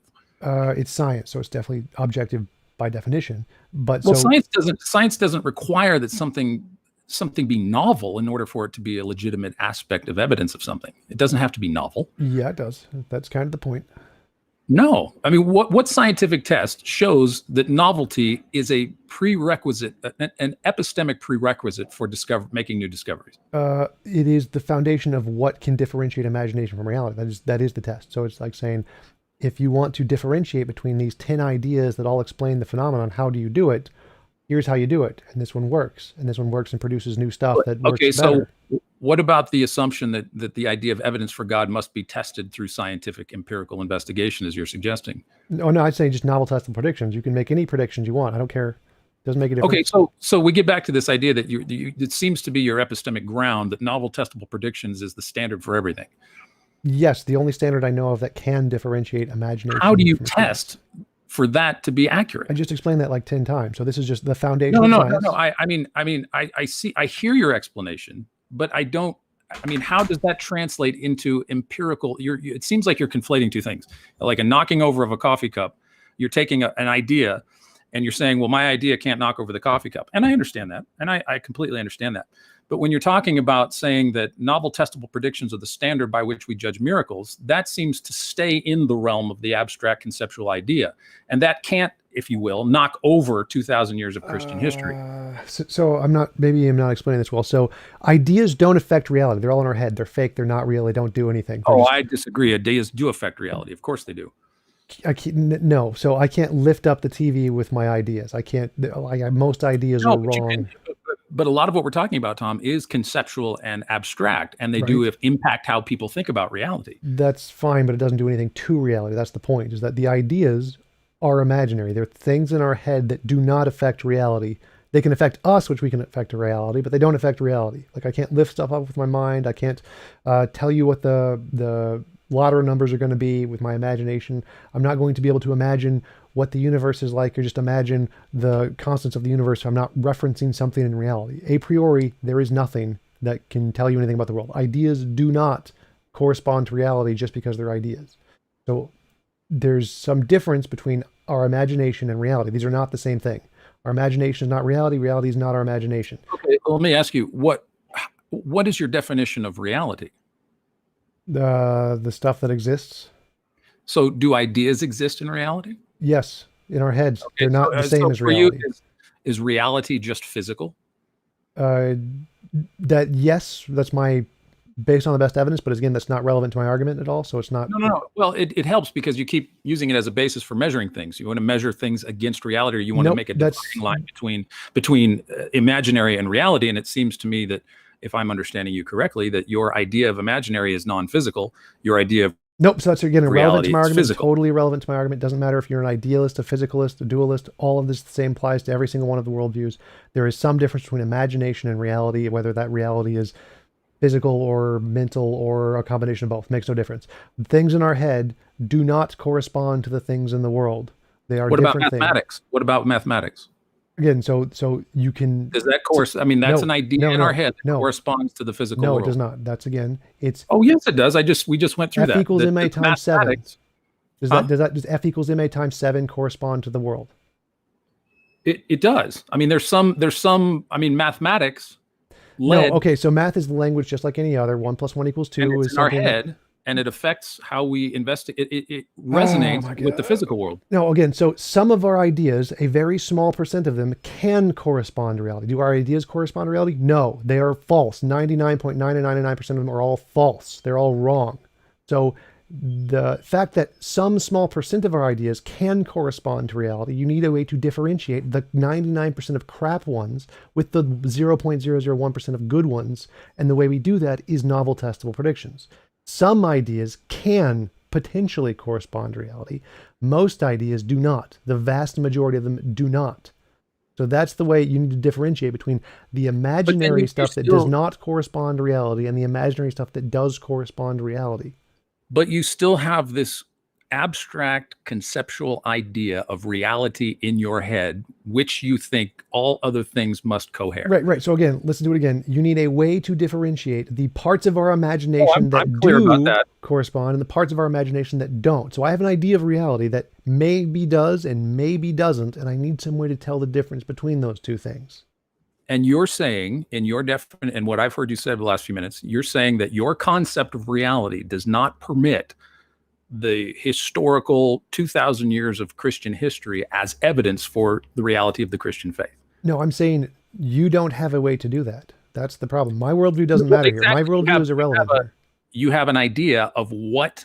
No. So my worldview is irrelevant here. All that matters is can your worldview differentiate between imagination and reality? That's what I keep asking. Can you do this? Do you have a method to do this? Yeah, you've created this standard based on this idea of your reality that everything in reality... You agreed to this standard last video. So we agree on the standard. You need to be able to differentiate imagination from reality. That's kind of what evidence is. Right. When we didn't get into to your concept of reality, which is coming to bear here, I think. No, my concept of reality is, again, irrelevant. So as long as you agree that your ideas don't correspond to reality, then we agree.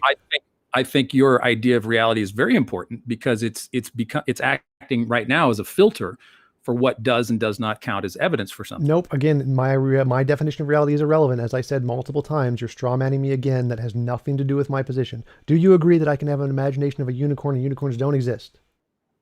Absolutely. Okay, so there is a difference between imagination and reality. Some things in our imagination are false. They do not exist in reality. I agree. And there's lots of them. Most of the things we imagine do not exist in reality. But when it comes down to brass tacks about what exists in reality, when we talk about God, you're saying that there is no evidence. No. Just keep going with me here. So the ideas in our head, there's lots of them. We have ideas of millions of different gods. Oh, I'm clear. Most of our ideas don't exist in reality, correct? Well, let me.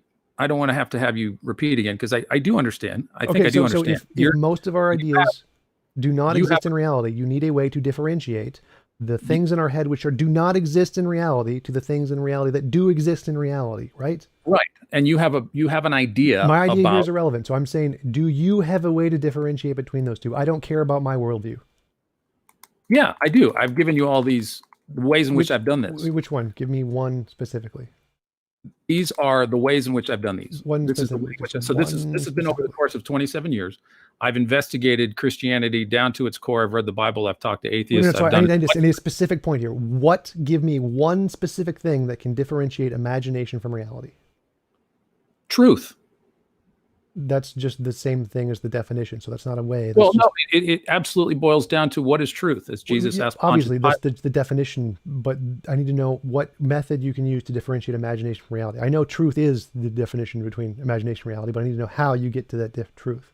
Well, that's the point. The epistemic ground for truth is not something that, as I see from what you're explaining, can be defined by novel testable predictions. You're just assuming that. I didn't. So again, I'm asking you, how do you differentiate between imagination and reality? And I'm saying that your idea of how to differentiate. I didn't say anything about my idea. I said, how do you differentiate between imagination and reality? And truth. And my idea of truth is grounded in the person and the work of Jesus. Okay. So how do you differentiate between imagination and reality? Well, Jesus is real. I begin there. And he is, as he attests to himself as being the way, the truth, and the life. So my question is how do you differentiate between imagination and reality? And saying Jesus is real doesn't get you a way to tell the difference between those two things. Why not? Say, how come? The spaghetti monster is real. Okay, so you think the spaghetti monster is in the same category as Jesus? I'm just saying, here's your method. So I said, how do you differentiate between imagination and reality? And you gave a noun and said noun is real. So I'm just going to give a different noun and say noun is real. And so And does that show that the noun is real? No. So you say spaghetti monster. Do you feel that that is categorically similar to Jesus? It's irrelevant. Again, so the argument here is that you presented a methodology to differentiate imagination from reality. And all I need to do to disprove that method is to show that that method cannot differentiate imagination from reality. So unicorns are real. Square circles are real. Magic pixies are real. Like I can just assert things are real, but that doesn't give me a way to differentiate imagination from reality. Okay, so in my own investigation of Jesus and the Christian faith, that doesn't count, right?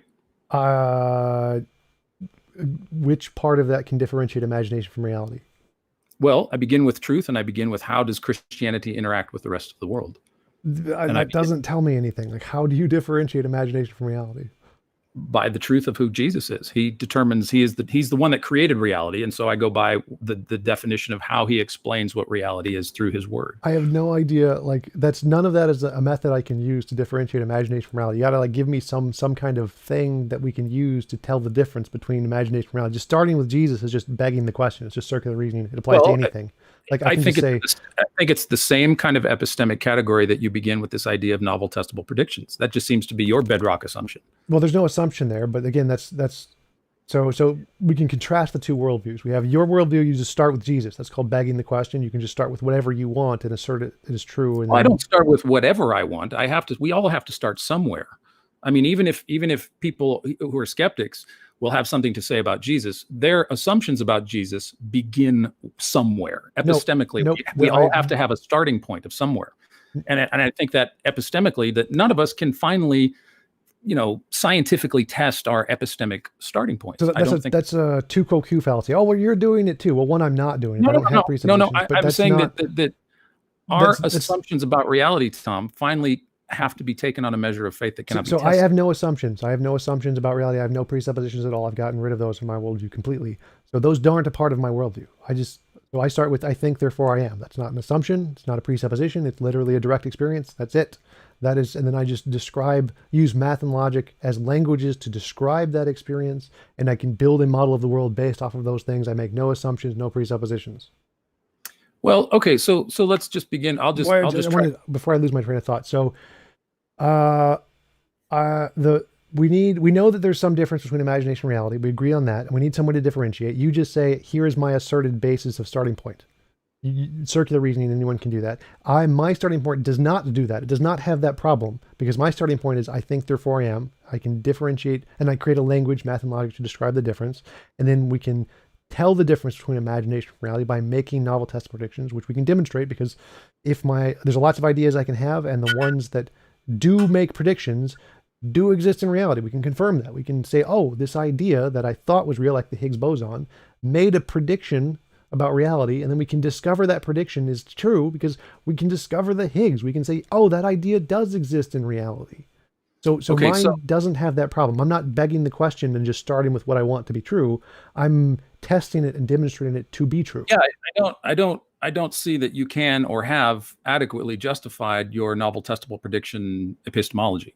I mean, I understand you've explained it, but that's not it's not clear that is the place to begin with how you know the reality. It just seems like you have a starting point as well, and I don't fault you for the starting point. I think we all have a starting point that we can't finally justify through the methods and tools of science. It's beyond that, Tom, and I think we all have to kind of pick a starting point and then work it out in accordance with, as you say, with the best kind of evidence that reality gives us. So let me clarify, because I see. Before I finish, let me just clarify, because I think it's an important distinction. So faith, for me, faith in Christ, is an active trust. It's not a source of my knowledge. Faith is not the source of my knowledge, but a response to knowledge. So the mathematics of the Higgs equation, for example, is the source of knowledge. And then building the Large Hadron Collider to test the mathematics is the faith, a response to the mathematics. So faith isn't the source of my knowledge. Christ is the source of my knowledge, and my faith is an active trust in what he has said, and I act in accordance with that, and I have over the last 27 years. So if we take the person of Jesus of Nazareth, everybody in the comment section, you, I, everybody has an opinion about who Jesus is. That knowledge comes from not everyone does, because some people don't know about him. We didn't know about him for many years. Many people never knew well, about him. So I'm saying that. Okay, so I'll just limit it to the comment section. Everybody in here, and most people in the Western civilization know who Jesus is or know something about him. But that knowledge of who Christ is begins with a certain set of assumptions that nobody can finally prove. So people make fun of me for saying, I start with Jesus. But then I hear all these comments that say, well, Jesus is this and Jesus is that and Jesus is this, and I'm crazy for starting there. But the objections to who Jesus is begin with a certain set of assumptions as well. And so what I'm saying is that when we look at the physical world, we act in accordance with those assumptions, and a lot of those assumptions, epistemologically, metaphysically, philosophy, we cannot finally test or demonstrate in any kind of empirical way. That's logical positivism, and that's a philosophy that died out last century. So, I mean, we can't prove, and I don't think, I can't finally prove that Jesus is who he says he is. I have to live in accordance with faith by that. But I also think at the same time, Tom, and it's not necessarily a criticism, but I don't see how that you can demonstrate through novel testable predictions that novel testable predictions are the only way in which we can know if God exists. Again, so you mischaracterized so much there. It's so hard to go through this. So you have a circular reasoning starting point. You start with whatever you want to start with, and anybody can do that. So that methodology we know for a fact fails. And then you apply a tu quo q fallacy. Well, you're doing it too. You have a presupposition. Well, no, my worldview doesn't have a presupposition at all. There's none. Mine starts with, I think you do, but we'll disagree there. You can't think I do. You're not allowed to get an opinion on my position there. So I have, mine is I think, therefore I am. That is the starting point of my position. There is no presupposition. There is no assumption there. It's just I think, therefore I am. That's a fact. It's an observable fact. It's an experience. There's you can't demonstrate your experience to anybody else but you, Tom. I don't need to. That's not a part. Why do you even bring that up? That's not relevant. That's not a presupposition. That's not an assumption. That's not a part of my worldview. You want to take the I am apologize. and make that a basis for reality as you're judging it. You want to say that but to me, you cannot convey your own internal experience to anybody else but you. That was not a part of my premises. None of that was in my premises. My premises is I think, therefore I am. I didn't say I can then therefore prove I exist to other people. That was never a part of any part of my explanation of my worldview. That was not there. But it's important for your worldview, because if you can't demonstrate your own existence to people, then your idea of reality also is beyond being able to be demonstrated clearly. Nope, that's irrelevant too, because none of that was a premise in my worldview. So my worldview is I think, therefore I am. There's some difference between my imagination and my experience, and I use logic and math to describe those things. That is the basis of my reality. Nowhere premise. How do you know logic and math are actually a part of the reality you're trying to describe? You're assuming they're made up languages I use to describe this. They don't exist anywhere. They're just languages. They're like English. Your reality is there. I think, therefore I am, and you're using made up languages to describe what you think reality is. No, to describe the fact that I exist. Okay, so you've made up a language to describe the fact that you exist, but you can't prove your existence to anybody else other than yourself. I don't need to. That wasn't a part of anywhere in my argument, so that's not relevant. So well, it makes it because you say that I'm being arbitrary and starting with Christ, and you're just starting with yourself. Right. So I can't believe I exist and not exist at the same time. That'll be impressive if I could. So that's not an arbitrary starting point. That's literally a necessary truth of reality that I exist if I'm experiencing I exist. So that is a good starting point. That isn't circular. That's a necessary truth of reality. Why can't Jesus say the same thing about himself? He could. But you can't say it about him, just like I can't say it about you. Okay, hold on a second. Why can't I say it about him? For the same reason you just said, that I can't prove my existence to other people. I'm going by your standards, not mine here. I'm saying, why am I not allowed to say that Jesus can say I am as well? He is. Everyone who exists is allowed to use their own existence as a starting point. Okay. So your existence as your starting point is denying my ability to say that Jesus is my starting point, correct? Well, no, that was what you agreed to. So as you said earlier, there is no way for me to prove that I exist to everyone else. Right. Yeah, that's your world. but the same would apply to everyone. So you can't say I'm going to start with something else as my grounding because for the exact same reason. Like I could just You pick. just told me that if you start with yourself and you're using made up language to describe yourself to yourself, I don't see how any other prescription about epistemology could apply to anybody else, Tom. That's How? a starting point. I don't. There's no relevance to what you just said to my position there. I don't even Yeah, know. you've explained to me that you begin with yourself. Right. I am, therefore I think, therefore I am. Right. And then you say that you use made up language to describe your own experience to yourself. Sure. But then if you've made up this language and you can't demonstrate your own existence and you're beginning with yourself, you are then trying to externally apply that epistemological axiom to everybody else, which is inconsistent with the Nope. way in which you've described your own That existence. haven't gotten anywhere. That wasn't in any of my premises. So no. So the Okay. question is here is what is a reasonable starting point for knowledge? One is here is a necessary truth that I exist. That's a reasonable starting point for knowledge. It's not circular. It's not begging the question because you can't use the same method to get a non-imaginary conclusion.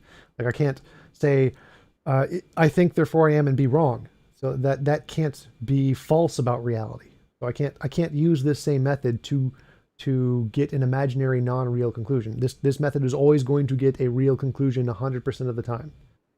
Saying that your falsifiable, testable predictions is going to get the same conclusion. You mean? No, I'm saying I exist. I exist as the starting Your point. So existence, but your existence and your experience are only demonstrable to yourself. I again never said any of that. So the question is what is the starting point for knowledge? What is a good ground Yes. of knowledge? I ground That's a knowledge in I think therefore I am.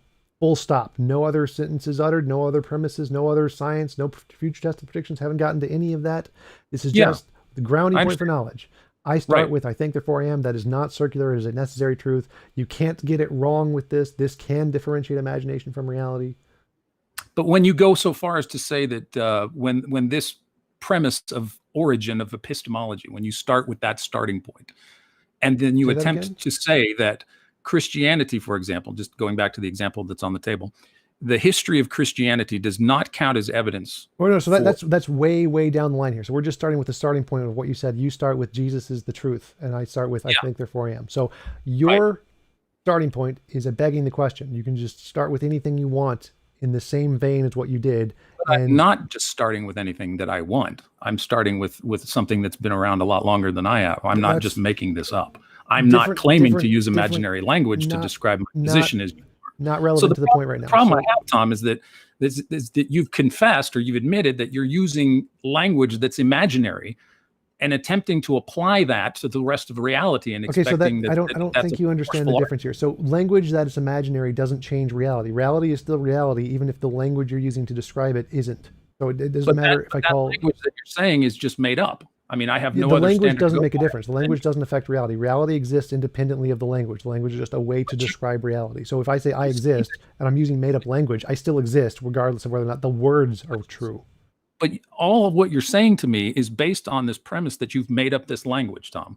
I don't see it having any objective. I don't understand what you're so the word tree is a word that's made up by humans. It doesn't exist. It doesn't need to exist. The trees exist independent of the word. The word doesn't matter. The trees still exist. So if I say I think therefore I am, I exist, my thinking exists. The words don't matter if they're arbitrary or not. You can change them to any words you want. They do not change the existence of me or my thinking. So the words don't matter. They're just a way to describe the things that do matter, which do exist independent of the words. So critiquing the made up language is irrelevant. It does nothing. It's just saying I'm using the representation of this word instead of saying it in Japanese doesn't make a difference. So that is irrelevant to my position at all. I think therefore I am is a truth about reality that can differentiate imagination from reality. The words and language don't matter. They're irrelevant to it. It's still true. It's still going to work every single time, no matter what language you use. So this method is not circular. It uses a necessary truth that's a grounded of knowledge that can differentiate imagination from reality. The methodology you presented, which is I start with Jesus, cannot differentiate imagination from reality because we can just that's where we disagree. right. Because So this is the premise that I'm saying. How can yours do this? Mine can. Mine can clearly do this. How does yours do that? Well, for one thing, I think I mean, I don't mean this in any kind of dismissive way, Tom, but beginning with yourself, I mean, it seems obvious that we have ourselves to deal with. But if beginning with yourself, I mean, human beings aren't the arbiter of what constitutes reality. Number one, I mean, would you agree? There's things Sure. that beyond our finite knowledge that Definitely. Why is that relevant? well, it's relevant because you're taking on this broad spectrum of defining reality. And it seems like that any of our conceptions of reality are going to be finite and limited. Sure. And you've expressed to me that the language that you use to demonstrate to yourself that you exist is imaginary, and that you say that the language is irrelevant. So the language doesn't demonstrate anything. The existence is what demonstrates it. And the language just describes the existence. The existence itself has a correspondence to the language because the language comes from us. No, the language, the existence is true independent of any language. So if language never existed, the existence is still going to be there. The language makes no difference at all. You can just, the language does nothing to affect the argument. You can do anything you want with the language. It'll never change the argument. It'll never make it false. So, sure, because language comes from ontology. Language comes from being. Language comes from our understanding of reality. Language corresponds to reality, as I demonstrated with mathematics. It wouldn't matter if it didn't. So again, that's irrelevant to my argument. My argument is I exist. No, I understand. But mathematics is a language that clearly has relevance and a connection to the larger world in which we exist. It's far beyond just being something that we made up. It absolutely has an integral reality to the physical cosmos. Well, no, that's why I can prove that false immediately, because F equals ma times 7, like F equals ma corresponds to reality. F equals ma times 7 does not correspond to reality. So math is exactly like English, where you have sentences that do correspond to reality, like 1 + 1 = 2. Sentences that don't correspond to reality, like F equals ma times 7. And sentences that are self-contradictory, like 1 + 1 = 8. So just like in English, you can have... We agree that there is mathematical correspondence to reality. No. Math is exactly the same as English and logic and all of the languages made up by humans. So English, you have sentences that correspond to reality, like I am a human. You have sentences that don't correspond to reality, like I am a space leprechaun. You have sentences that are self-contradictory, like I am a married bachelor. Math is the exact same. It is just a representation of symbols to describe reality, exactly like English, no different. Yeah. So here's where I think the difficulty is with epistemology that we're talking about. Is this idea, now there's a subtle difference between induction and abduction, but abduction, basically it doesn't guarantee that the conclusion is accurate. But when it comes to history of life or the history of the universe, abduction is the methodology that people apply to understanding the past. Wait, I think you're going off on a tangent here. You're losing me. So again, I'm still on the point of starting point of knowledge. My starting point of knowledge is not arbitrary. I'm saying that the starting point of knowledge requires some kind of epistemic tool, some kind of logical tool that you use to investigate the things that are beyond our ability to bring into the laboratory. History of the universe, history of the cosmos, and where I think we differentiate, Tom, or where we disagree, is our epistemic starting points. Well, right, that's what I'm asking. So I'm still totally lost here. So my epistemic starting point is I think, therefore I am. This is a necessary truth. It can, with 100% certainty, differentiate imagination from reality. Where is yours that can do this? So this is the problem that I have. That you, as an individual, have made this large-scale claim that you, as Tom, can differentiate between imagination and reality, and then pronounce what is and is not part of reality. And that's where I think that the individual, your individual epistemology is not sufficient to contain the whole of reality, Tom. Okay, that's so the problem. I didn't say any of that. I didn't say don't see that you have access to that. So just let's I can demonstrate this. Let's just start at the beginning. So here's my starting point. I think, therefore I am. It's necessary. It can differentiate imagination from reality. Where is yours? If yours can't, then mine's automatically better than yours because it's on the first step. Well, there it is. There it is. The assumption right there that you're just telling me that mine can't. No. I'm asking, can yours do it? Because if it can't, then mine is by definition better. Well, you are still making that determination. And from our conversations, I think you find my epistemology inadequate. Wait. No. This was something we agreed on. We agree there is a difference between imagination and reality. So we Right. agree that to have an effective epistemology, you need to be able to differentiate between the two. Mine Agreed. definitely can. Like, I can't think, therefore I am, and not am. Doesn't make sense. But how does yours accomplish the same thing? Because mine definitely can in this starting point case. Well, and that's where I think we differ. That I could say that I could differentiate, that my mind can determine what differentiates imagination from reality, and my standard is not finally myself, Tom. That's where we differ. That my standard is not my own thinking about reality, but someone who actually is the creator of reality, and that's where I think that we differ. Right. No. So I agree that's where we differ. And so I'm asking you, how does your methodology of starting with something outside of yourself differentiate imagination from reality? Mine definitely does. Mine, like, if you could give me an example of how mine could not do it, I'd be very impressed. But I'm saying your example of where I start with Jesus is the truth. Well, okay, I can just use the same method.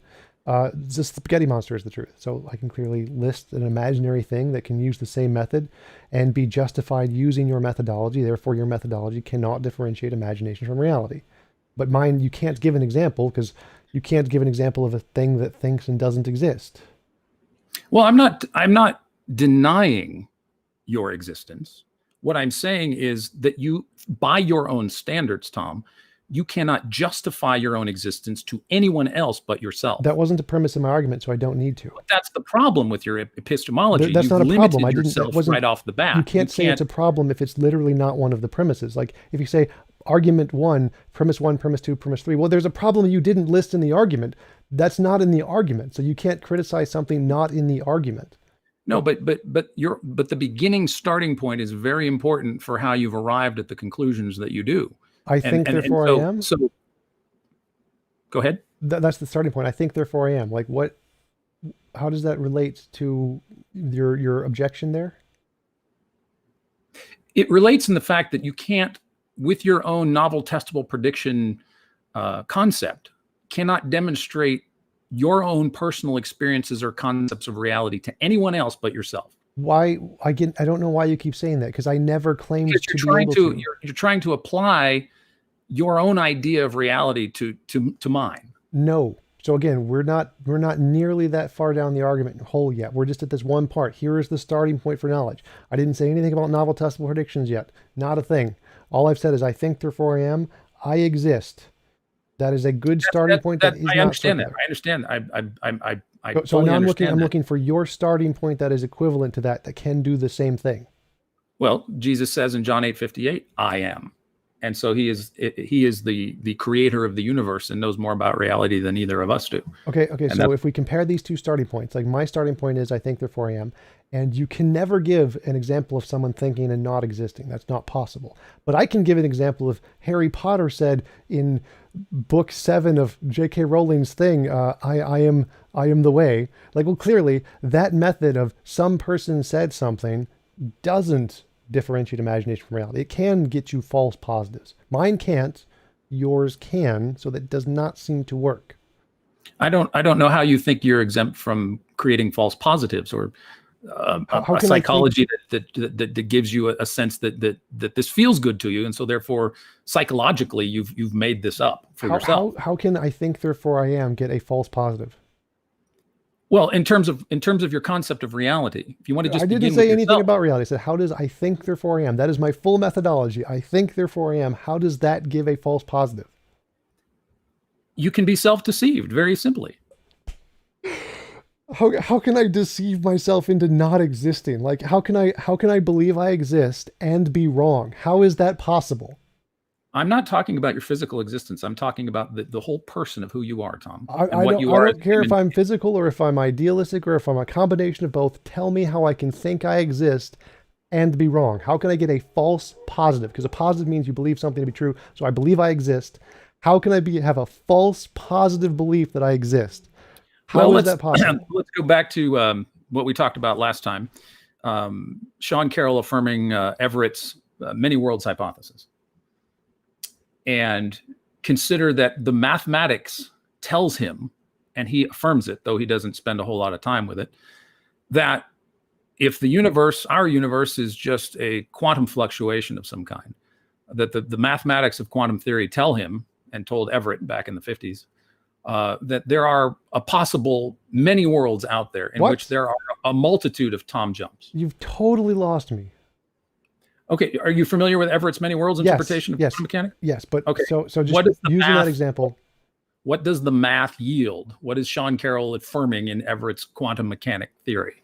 The math in the many worlds hypothesis is that combining the vacuum energy in space and early universes Guth inflation, you get a combination of an infinitely expanding amount of universes that are all existing, and you get one of every possible variation. Right. But again, so in every one of those cases, every me in that case who believes I exist is going to be right every single time. That can't get a false positive. No, what you have are individuals who think they exist. And you're talking about ontology and existence. What does it mean to exist in multiple universes and multiple arenas? How do you actually know that you really finally exist? If they think how can they think they exist and not exist? Well, you could be a brain in a Boltzmann brain universe. If a Boltzmann brain is thinking, then the Boltzmann brain exists. Well, it could be thinking can be an illusion. It can be illusory. That's what Boltzmann did. That's what he thought. That your brain is projecting an illusion of existence, not actual existence. No, you can't project an illusion. How do you have if you have an illusion? To have an illusion, you have to exist to have the illusion. You can't have an illusion of existence and not exist and have the illusion of existence. So, well, how do you demonstrate that you exist? How do you do that? I think, in your worldview, how do you demonstrate that you exist? To me, not just to yourself, but I don't need to. So my methodology, I think, therefore I am, cannot demonstrate a false positive, cannot result in a false positive. You're just telling me that. You don't actually demonstrate that you actually exist in a physical sense. I'm not trying to. I don't need to. So that's not the point. The point here is, can the methodology create a false positive, yes or no? If it can create a false positive, then it cannot differentiate imagination from reality. If it's logically impossible for it to create a false positive, then it can. So that's the question. I still think that you cannot finally demonstrate that you really exist as you think you do. I didn't say I think I exist in any kind of way. I just said I exist. I don't care in what way I exist. I could be a brain in a vat. I still exist. I could be in the Matrix. I still exist. I could be exactly my point. Well, none of that was in a part of my point. So again, my point is I exist. That's the conclusion. I don't care how I exist. That's not a part of the argument. Nowhere in my argument does I say I exist as a physical being or I exist not in the Matrix. I don't care about any of that. That's not a part of my method. My method is simply I think, therefore I am. So how can just that with nothing else, no other premises, no other conclusions, no other assumptions or presumptions about reality, just I think, therefore I am, full stop. How can that one sentence get a false positive? Because you're the only person that actually can confirm that. How can that get a false positive? Whether or not the number of people who confirm it doesn't make a difference. According to your standards, Tom, that's a non-falsifiable position to hold. I never said anything about falsifiability. I never said anything about testability. I said, how can that get a false positive? Predictions about your existence. I never said anything about novel testable predictions here. I said, how could that get a false positive? Yeah, I mean, that's your concept. No. Again, so I'm starting at the beginning here. The beginning of the absolute. That novel testable predictions are what you require that for something to count as evidence. No. That's later. That's much later. That's much later in the epistemology. Full stop on your I think, therefore I am. Then what you need to do to be consistent in your logic about your own existence is provide novel testable. Right. So I've already explained to you that is false. I do not need that. Because the starting point, because otherwise you're just no. I never said again. You keep confusing. You keep trying to add in things I haven't added to the argument yet. So my full argument, I've said nothing about novel testable predictions. This is the very beginning of my epistemology. I think, therefore I am. There is nothing about novel testable predictions. I haven't mentioned them. It's not a premise in my argument. You can't bring them up. You can't bring them as a criticism because they're not in there. The full beginning point of my argument is I think, therefore I am. How can that method get a false positive? Again, self-deception, delusion, it's in the psychology literature. It's not meeting your standards of novel testable predictions. Again, you can't bring that up. I haven't brought that in as a premise. So that isn't, you cannot bring that up. It's valid to what you're saying, Tom, because you want to establish your existence as being true and real. But I'm saying by your own standards, you can't do that. That's not a standard. I haven't brought that up as a standard yet. Well, that's how you began it. You talk about what counts as evidence. Okay. And I'm saying, well, your existence, if you want it to count for evidence, you will have to apply novel testable predictions to your I think therefore I am. No, again, so I haven't brought up novel testable predictions. I has not said it yet. So this is, again, we're starting from scratch here. I've said nothing. This is the first premise of the argument. I think, therefore I am. Novel testable predictions, none of those words are in there, so you can't bring them up as a criticism. How can this method get a false positive? Just I think, therefore I am. There are no testable predictions here. It's just I think, therefore I am. So you can't bring up novel testable predictions. It's bordering on solipsism, Tom. Yeah, it is solipsism, but that's the starting point. So how can that be wrong? So that's the point right there. That solipsism is absolutely, it's incoherent. No, it's not. It's epistemic solipsism. Means that's the starting point of knowledge. So it has nothing to do. It doesn't say there is or isn't other things in the universe. It just says here's the first thing we can know. This is the ground of knowledge. It can't produce a false positive. It can differentiate imagination from reality as a starting point. Your worldview can't. Mine is better than your worldview. So far. When all of you say is that I think, therefore I am, full stop, and then tell me that my worldview. No. I'm not telling you that. So again, this is the beginning of my argument. This is just the first premise of my entire epistemology, which is a big, long 500-page book. This is the starting point. So my starting point is I think, therefore I am. This is a necessary truth. It can differentiate imagination from reality. It doesn't get it wrong. How can yours? Can your worldview do this? Because mine can. Well, you're saying I can't be wrong. I mean, how is that?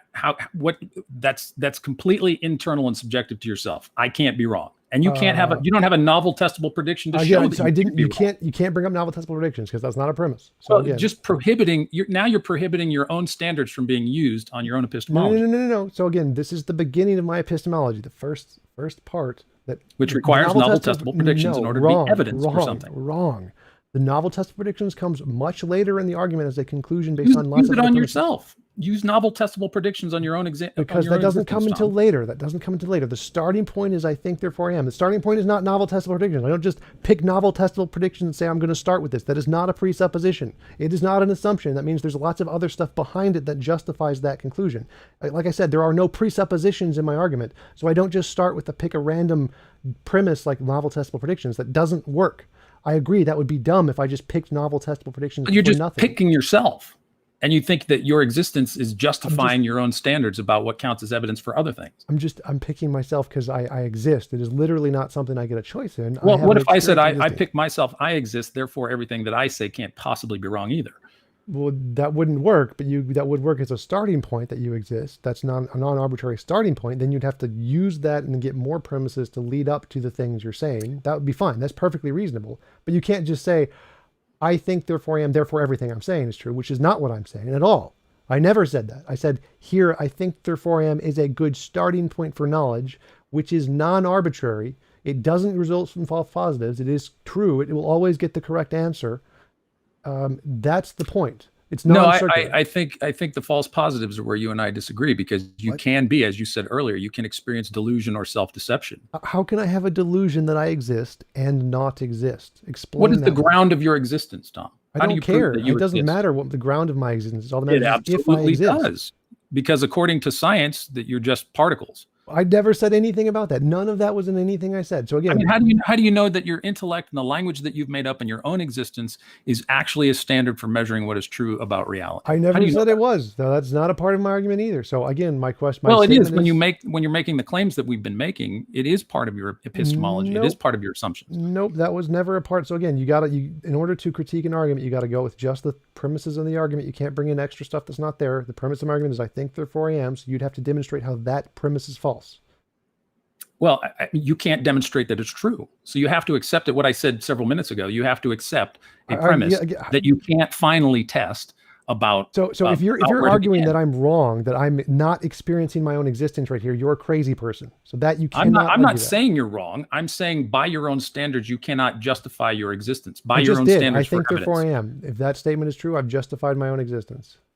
Well, again, that's to yourself. But I never said I could. Again, so why do you keep saying that? That doesn't help your argument at all. So it doesn't matter. I think the source of your origin of your epistemology is important for everything else that you say in the discussion. I believe that. The source is the fact that I exist. So how I exist doesn't matter to my argument. I don't care if I'm a matter. Sure I it don't care does, if because how you exist, where you came from, your origins, doesn't how make you any understand difference. language, how you Makes no understand difference. mathematics, how you Makes no understand difference. reality, if it's created or uncreated. Makes no difference. All of that points back to the foundational idea of who you are and what you think, or who you Makes think no you difference. are, Like and how all you of think you that, exist. like none of that can change the statement I said. I think therefore I am. None of it can make it true. None of it can make it false. It's always going to be the same. It's ontology independent. Doesn't matter what you put in for the ontology, whether we're created by God, whether we're created by matter. It's always going to get the same result. I think therefore I am is still going to be true.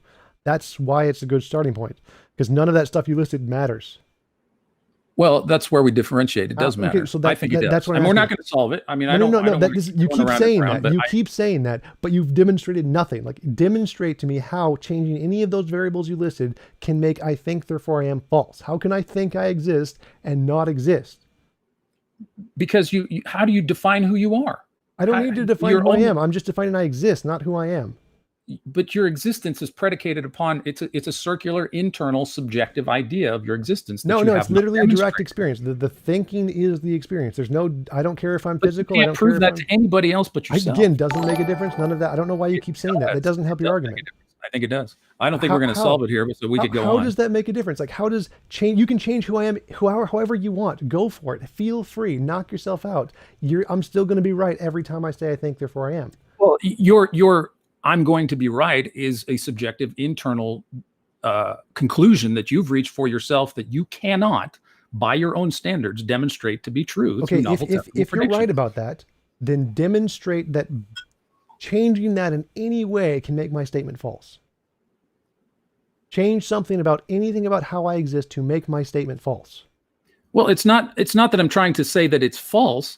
I'm saying that your statement is internally consistent to yourself, but it doesn't demonstrate that you actually exist. Okay, so take whatever you said, whatever you want, whatever premises, whatever objectification you want, and make my statement false. Because if you can't, then I'm right, and I'm not. My objective is not to make your statement false. Well, that's what I'm claiming. I'm claiming you can't. Doesn't matter what you do. You can never make my statement false because my statement is a necessary truth. That makes it a good starting point. Yeah. So your starting point is determining that my starting point is not allowable. No, my starting point didn't say anything about that. My starting point said, here is a good starting point. Yeah, you said I can't use Jesus as a starting point. No, I didn't say that at all. I said, here's my starting point. I think, therefore I am. Now you demonstrate your starting point that can do the same thing, that has the same. And my starting point was Jesus says he's the I am and the creator. And that's where I begin. Yes, I don't begin with myself. That's perfect. I am contingent upon.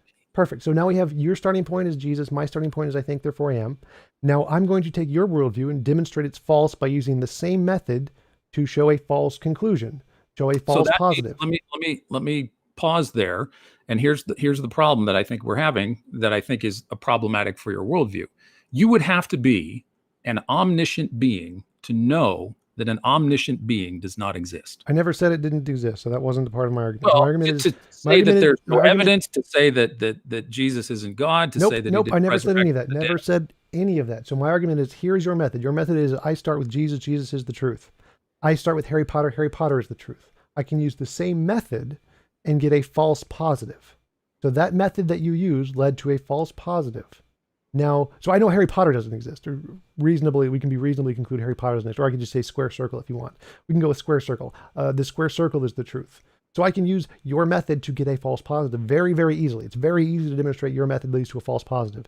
Now, if my method is as bad as yours, you would need to be able to do the same thing to my method that I just did to yours. Well, why can't Jesus say the same thing you're saying and say, I am, therefore I exist? He could. He's perfectly fine with that. That would be a great starting point for Jesus. Well, how do you know he has not done that? I mean, you're coming at it as though I'm saying you haven't done that. I'm not saying he hasn't done that. I'm saying you haven't done that.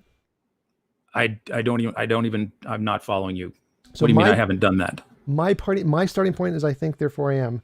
Your starting God point could is say Jesus. the same thing about his starting point. Yeah, God can definitely do that. So how does your I am, how is your I am capable of judging his same basic I am? It seems the competition his of would be I ams justifiable here. too. So my I think therefore I am would be justifiable, and his I think therefore I am would also be justifiable, and so is yours, and so is literally everyone who thinks therefore they are would all be justifiable to use that as a starting point, because that's a good starting point.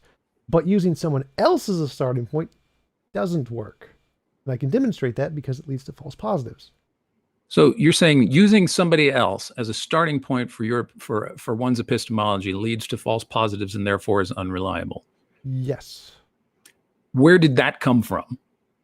What? Where did what come from? Where did you get that assumption It's from? not an assumption. I can demonstrate it. So, for example, I can say, you believe in X created the universe or whatever. I can say, I believe in not X created the universe. Both of those can't be true, logical contradiction thing. So we know that that method leads to a false positive. One of those two statements is going to be false. So one of them is a false positive. No, but you can't do that for mine. A false positives don't eliminate one of the other explanations. Right. This is not a proof that there is no God. That's not what this is. I know that. I know you're not trying to prove it. I'm just saying that a false positive does not negate a starting point. Yes, it does. If your starting point can't differentiate between which one is the false positive and which one is not the false positive. Back to this idea of people being self-deceived and experiencing hallucinations and being deluded. Your statement that I think therefore I am is subjective to that very problem. That created a system or a foundation for understanding reality that is rooted and grounded finally in yourself. So I've already asked for this. If you're right, demonstrate it. Demonstrate how my statement, I think therefore I am, can lead to a false positive using delusions, illusions, hallucinations, whatever you want. Demonstrate how that statement can get a false positive. Let's grant that you're right. Let's say, okay, it does have that problem. Show me. Show me how I think therefore I am can get a false positive. In Hugh Everett's Many Worlds interpretation, there's a Tom Jump in another universe doing something completely different. Which one of you is the real Tom Jump? Both. What? Anything that thinking exists. How do you know that you're him and he's you? How do you know that? Again, so existence is just the thinking. So it doesn't matter if I'm thinking or he's thinking. They're both thinking. They both exist. Anything that does thinking is existing. But what if in one alternative many worlds, you're thinking in logically contradictory ways to the way in which you're thinking now? Which one of you is right? They're both right. If they're both thinking and they both think they wait exist. a minute, hold on a second. No, because the other Tom is not. So remember, just to clarify, the argument is I think therefore I am. That statement has to lead to a false positive. So if the person in the other universe is saying I think therefore I don't am, or I don't think therefore I not am, or something, then that would not be my statement. I think therefore I am. That would be the opposite of my statement. What if you don't exist in another Everett? You're dead in another world. That would be fine too. I would not be thinking in that world. That's contrary. Which one of you is the real existing person? If one of you is dead and one of you is alive, there's no one of you is telling the truth? Doesn't matter how many Tom Jumps there are. If anything is thinking, that thing that is thinking exists. Now I'm going to call myself Tom Jump because I like it. I don't care. It doesn't matter how many Tom Jumps there are. They're all going to be the real one. If they're thinking, they exist, and that's all the only requirement here. No other properties are required. Just the thinking. That's it. But your other thinking Tom Jumps in other universes may be producing false positives that you can't verify or justify. What's the false positive? What's the false positive? The false positive is that you might be in another universe, existing as thinking in completely different terms, or maybe your thinking is merely an illusion. You're in a matrix or a hologram. In one other universe, you're programmed to feel like you're thinking. And so you're not really thinking. You're just programmed to feel like you're thinking. You're experiencing a hallucination of thought, which you could be in this universe. You can't differentiate with your I think therefore I am and not demonstrate that you're not a thinking pre-programmed blip in a matrix. You can't demonstrate that you're not. And so there's a potential for false positives there on the idea of quantum many worlds. So thinking is just any experience at all. It's just qualia. That's it. Doesn't matter if it's programmed. Doesn't matter if it's determined. It's just any qualia experience at all. That's thinking. So in another world, you could be pre-programmed to feel like you're thinking, or you could be experiencing an illusion of thought. That doesn't mean you exist. So any feeling, anything at all, that is thinking. So any qualia experience. Do Sims characters actually experience thought? No. Okay, so you could be a Sims character in another universe. How do you know? If if a Sims their character thinks they exist, then they're experiencing the thought of existing. So do they really exist in reality? If they experience thought, yes. But do they experience thought? No.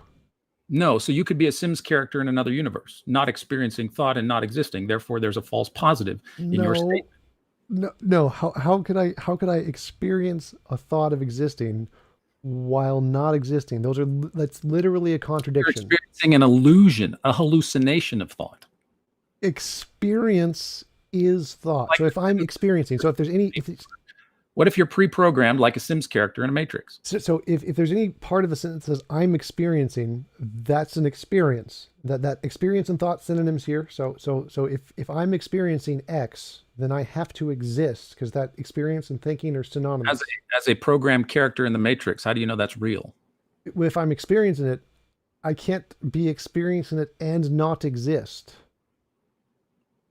I still don't think that you've extracted yourself from the problem of being a program who is hallucinating experience. Oh God. So it's impossible to have qualia experience and not have qualia experience at the same time, right? Well, again, computer program, AI, Matrix, Sean Carroll and Max Tegmark were discussing this on a podcast recently. They both agree with me on this. This is just Descartes, I think, therefore I am cogito ergo sum. They 100% agree with me on this. So that's not going to help you. Well, the theoretical abstraction of modern cosmology going in the direction that our universe is a computer every single simulation. part of that all agrees with my argument here. So no one in physics disagrees with me on this one. I've spoken to Sean Carroll. This is not a thing. There's no disagreement about this. This is just straight up P or not P. So if you have an qualia experience, you can't not have a qualia experience. Those are. But how do you differentiate that from being a program in a matrix in an alternate universe?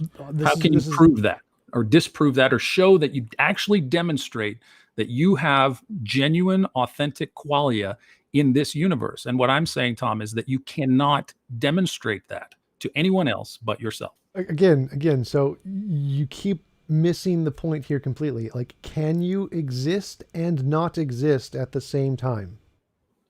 And again, I'm asking you to define ontological existence Just and demonstrate that thought, it's not any a qualia. matrix or a brain in a vat. You can't do that. You have can- no conceptual means. Again, of you're not. differentiating. You've said nothing. You've said nothing there at all that is relevant to my point. So existence. If you exist in the matrix, you exist. If you exist in the brain of vat, you exist. If Does you a exist as a Sims program, character exist you in a computer exist. program, Tom? Do You they have a you quality seem to be experience? unable to say whether or not a Sims character actually No, exists in reality. I've already or answered not. that. If they have quality experience, they exist. If they don't have quality experience, they do not exist. And It's how that do you, simple. if you're a Sims character, how do you know if you are or not a Sims character in a matrix? If I have quality experience, then I exist. That's how you know. But it's a simulation or a hallucination of existence, not If actual. it's a simulation of me existing, then I exist. So if I exist and have a simulation, I exist. That's the point. So anything, if it's a hallucination, if I'm experiencing a hallucination, I have to exist to experience the hallucination. If I'm a brain in the vat, I have to exist as a brain in the vat to experience the hallucination. If I'm in the And matrix, you cannot differentiate between those which options. doesn't matter to the argument because I exist It in every does, single one of them. because if you're just a hallucination, I sure does exist in all of those. If I exist in the matrix, I exist in the brain of that, I exist in the Sims, I exist in all of those. There's not a difference for the argument. well, it is absolutely foundational for what you're attempting to say about anything No, else. it's not. None of that said anything. None of my Absolutely it premises is, had anything because at all. you're just predicating, you're just assuming it's not. No. Again, so we're just going with the first premise of the argument here. I think, therefore I am. This is a good grounds of knowledge. I've said nothing further. Like all of the other premises that lead to novel testable predictions in science, all of that would come later, and I can justify all of that too. But we're just going with the first premise here. I think, therefore I am is a good, non-circular starting point of knowledge that is necessarily true and can't get it wrong. It cannot produce a false positive. Yours clearly can, mine clearly can't, and you keep saying it can, but you've demonstrated 0 cases where you get a false positive. Well, that's where we disagree. And I think based on false positive material science, you cannot finally demonstrate that your existence is what you say it is. That's not a false positive. So again, you're just playing with the definition of false positive to make it mean something it doesn't mean. A false positive means I believe I exist and I'm wrong. I positive belief I exist. I get it Right. wrong. You could False be positive. just a brain in a vat, which in terms of existence. See, What? the elasticity What? of your term of existence is the problem, There is Tom. no elasticity. Any quality experience is existence. So if you experience it, you Well, exist by definition. in a purely materialistic worldview, that ontology of existence is a tricky thing. No, it's That you not. cannot I didn't say anything because you about a can't. materialistic worldview. That was not in my premise. So my premise is I think, therefore I am. That's it, period. Doesn't matter if the world's physical, doesn't matter if it's idealistic, doesn't matter if it's dualistic. You get the same result in every single one of them.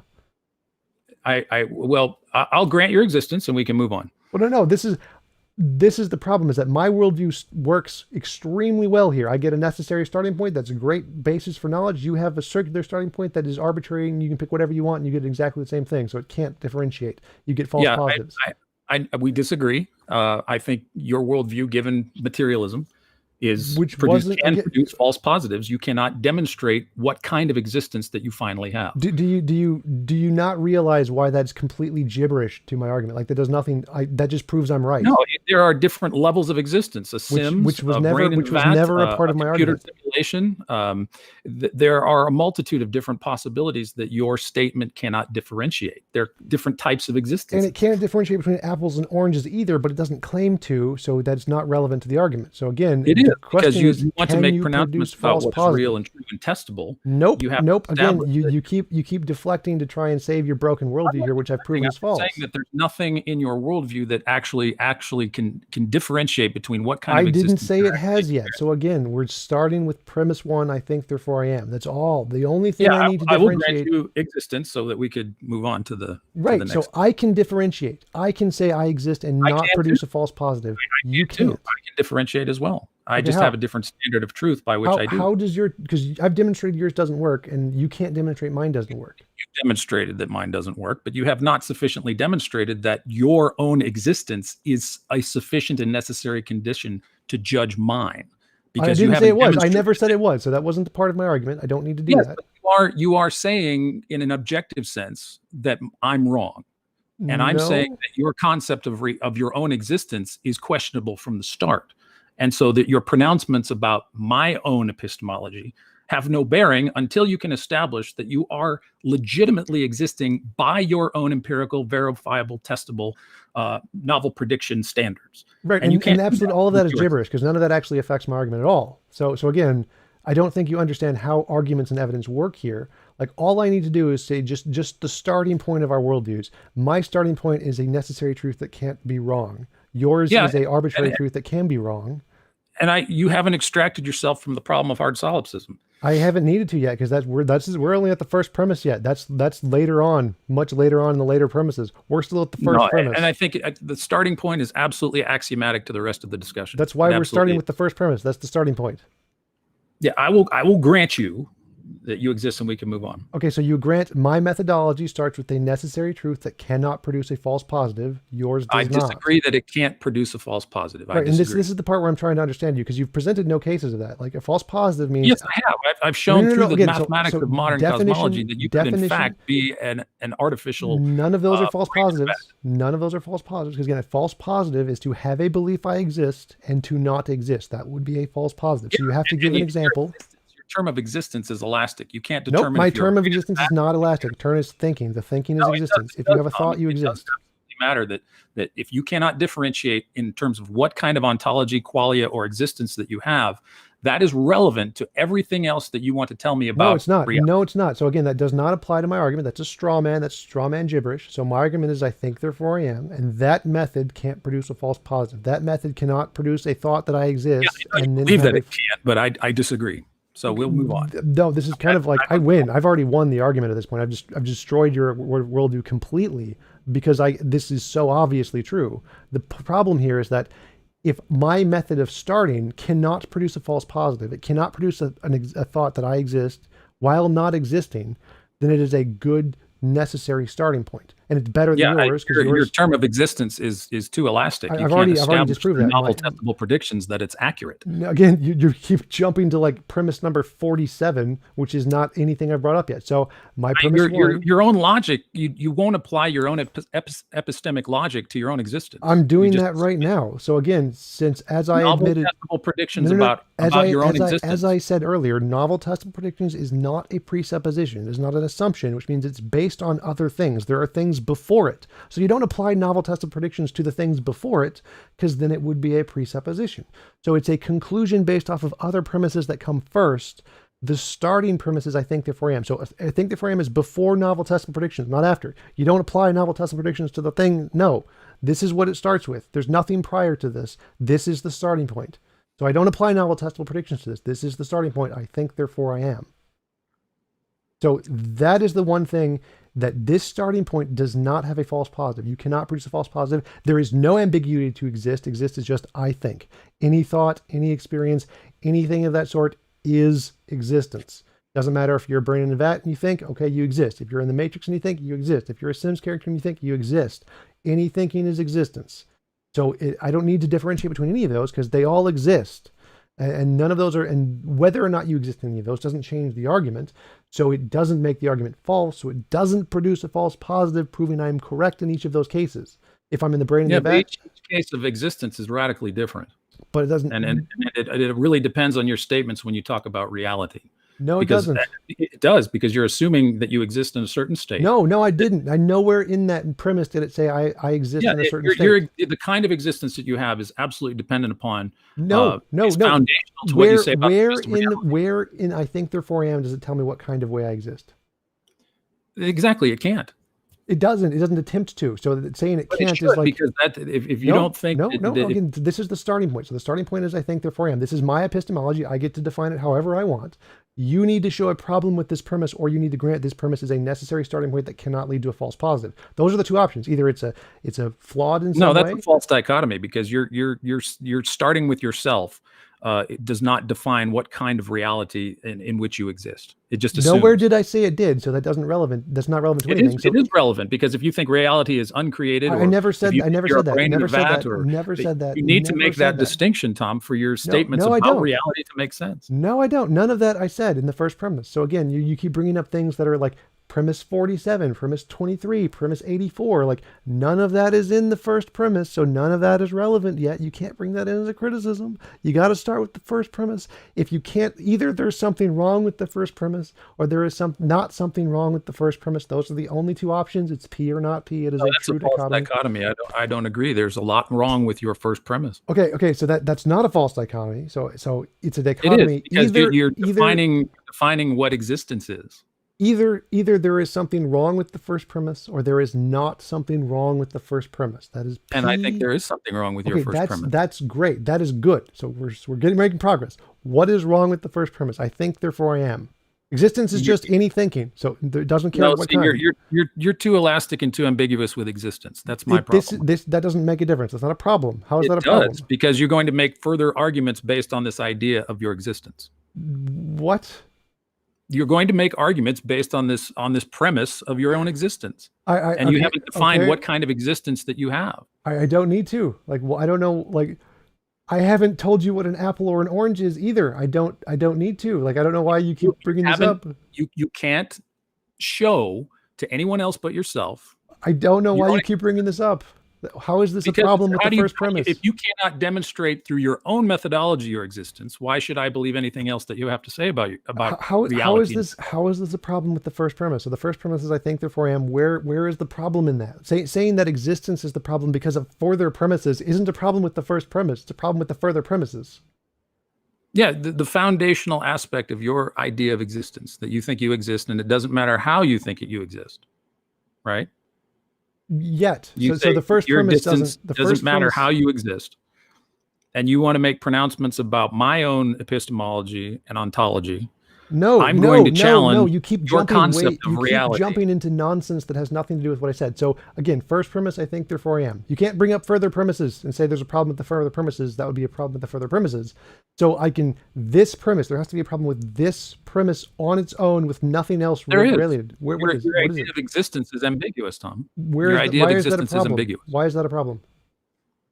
You can't define it for anybody else but yourself. Why is It's that a problem? solipsism. How is that a problem? Where is that a problem with the first premise? Does the How first is premise a contradict solipsistic itself? individual able to make pronouncements about reality, reason, Where logic, does made-up it language? do that? Where does it do that in the first premise? Where does it do any of that in the first premise? Your own existence cannot be demonstrated to anybody Where else. does it attempt to your do that in the qualia, first premise? everything, your interpretations, your imaginary where constructs, in the your first standards. premise? You keep saying that. Where in the first premise does it attempt to do that? If it doesn't attempt to do that, then it's not a contradiction. It's not a problem. So it can only be a problem. You're making assumptions about your existence. Where in the first premise? That has a bearing on reality about what you say about everything else. Where in the first premise is the problem? That's the problem. You keep saying this is a problem, but you demonstrate no problem. The ambiguity of your concept of existence in ontology. Where is that a problem in the first premise? Like, how does that create a contradiction say that in the it first premise? can't produce false positives, that you can't be wrong, Right. and indeed, but you haven't demonstrated by just saying I exist, therefore I am, that you haven't demonstrated anything. You've just made this statement to yourself and to me, but you haven't demonstrated that you exist. Really, fundamentally, philosophically, metaphysically, you're saying you exist to yourself, but again, it's very solipsistic. And but for the sake of argument, I'll grant that you exist, but I think it's potentially.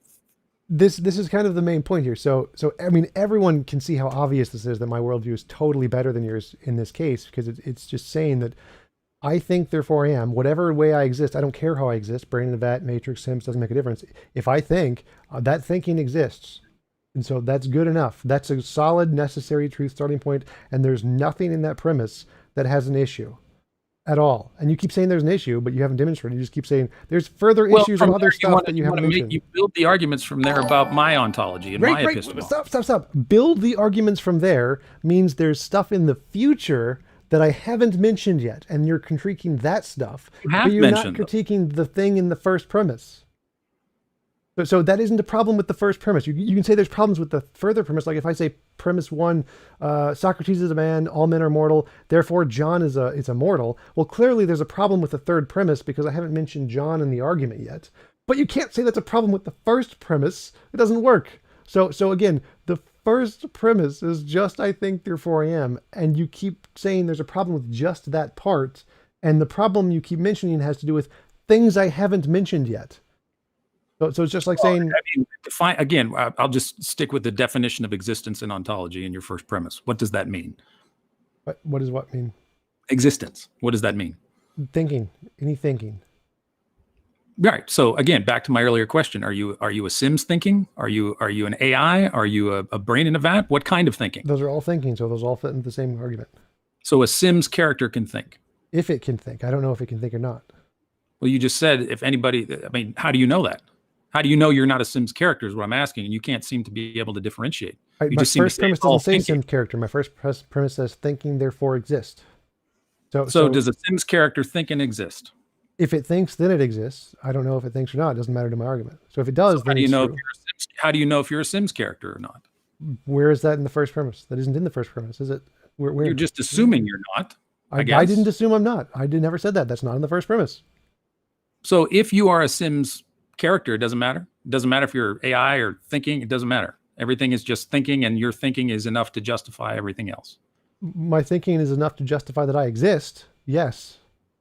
That's to yourself. That's the conclusion of the first premise. I think, therefore I exist. But you want to make this conclusion objectively applicable to everything else that you wish to say, correct? Nope. This is just about the only thing. It's just I think, therefore I am. So you don't even stop. So that doesn't finally matter if you exist or not. It's just the starting point. It's the starting point. That's what matters. Right. You're assuming existence and not really defining it very well or thought very well. I don't know what you mean by thinking or existence. You haven't expanded upon qualia. You know the term qualia? Like you Google. Yes. So it's qualia, experience, thinking. But you can only demonstrate that to yourself, Tom. I can't experience your qualia. You can't prove you're having qualia. Where in the first premise does it say I demonstrate it to anybody else?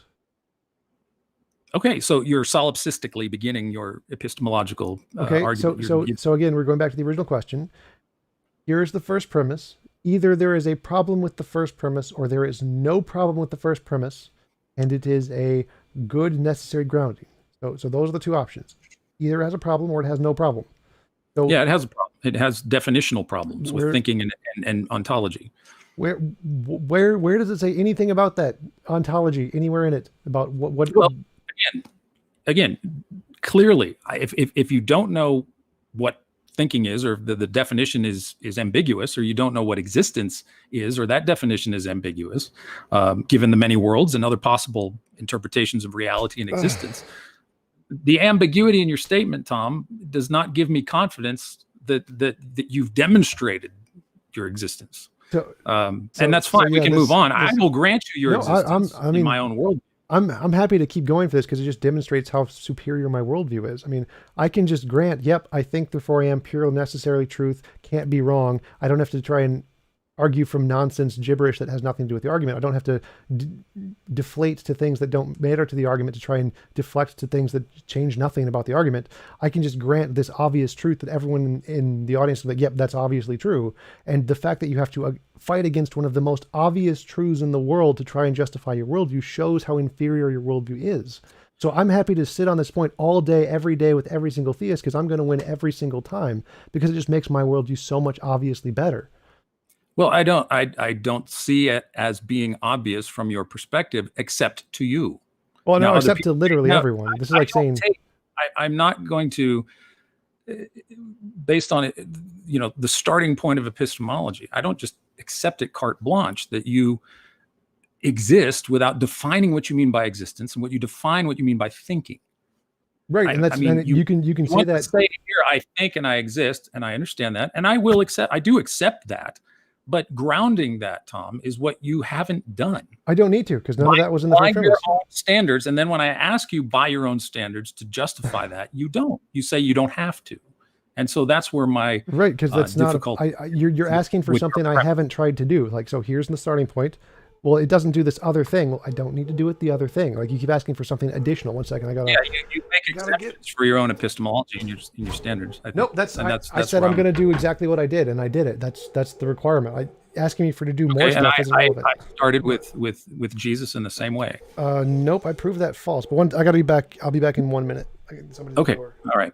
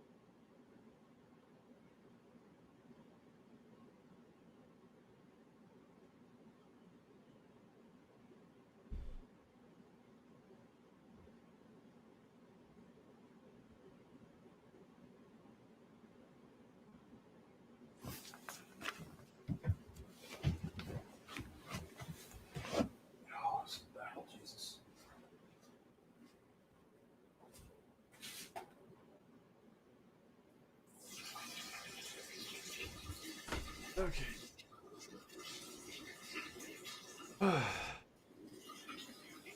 All right, I'm back.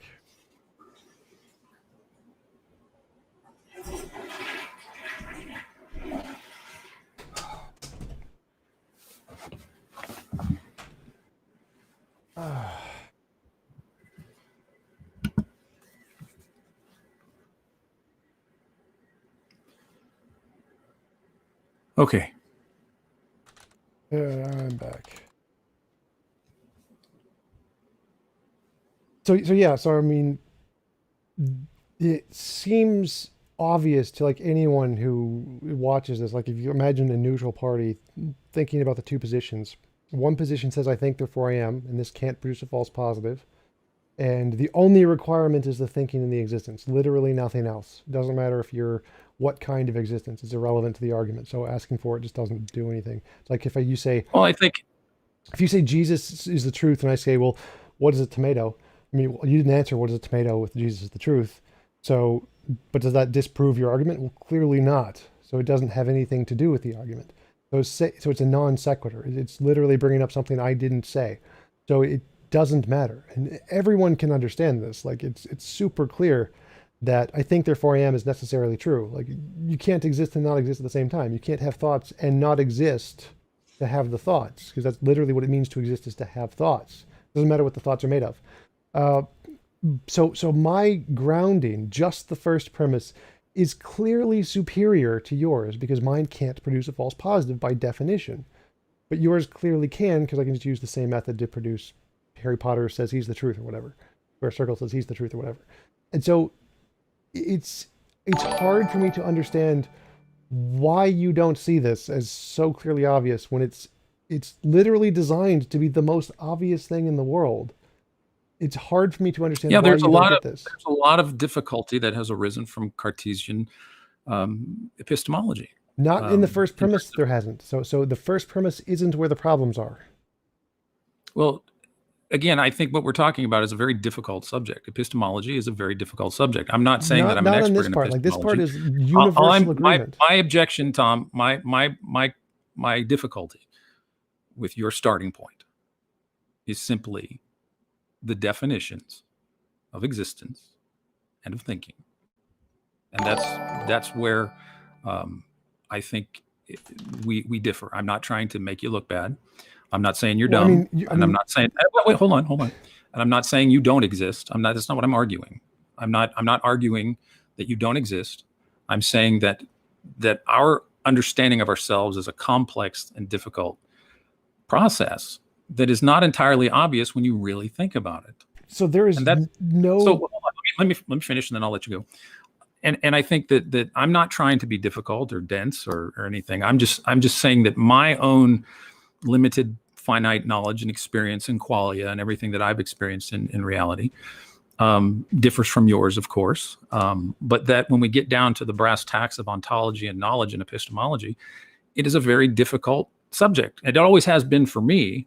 And as a Christian, I find that my bedrock is not finally myself, but I am a contingent being whose existence is dependent upon Jesus. So I don't want to, I want to, offer an olive branch and say, look, I'm not trying to make you look dumb. I'm not trying to play gotcha. That's just my objection, is this idea of what constitutes ontology, existence, and thought. And that's where we disagree. And I'm not trying to make you look bad. I understand what seems to be patently obvious when you say, I think, therefore I am.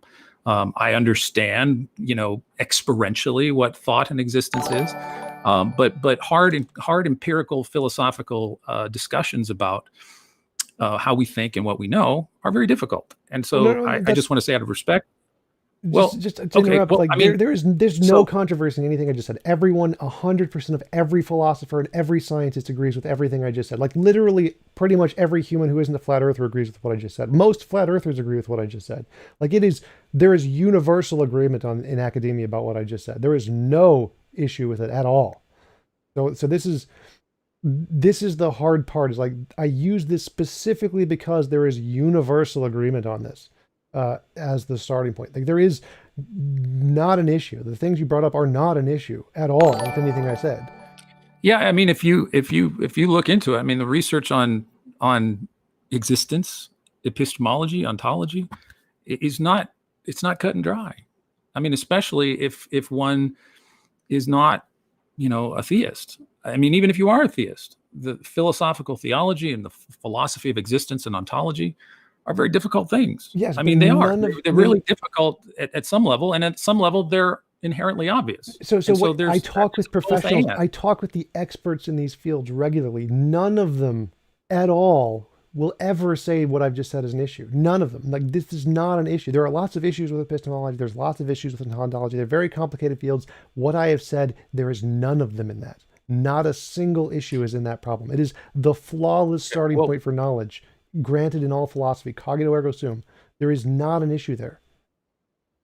Well, there's a lot of objection to that as a beginning point for ontology and epistemology. Just read the literature. I have read the literature multiple times. If somebody in the comments wants to Google, I have read the literature. I've literally invited the experts in the field on to talk about this. There isn't an issue with that. I've seen some of your discussions with some Christian philosophers on this, and it seems like you guys do get stuck on this particular issue of philosophical assumptions about ontology.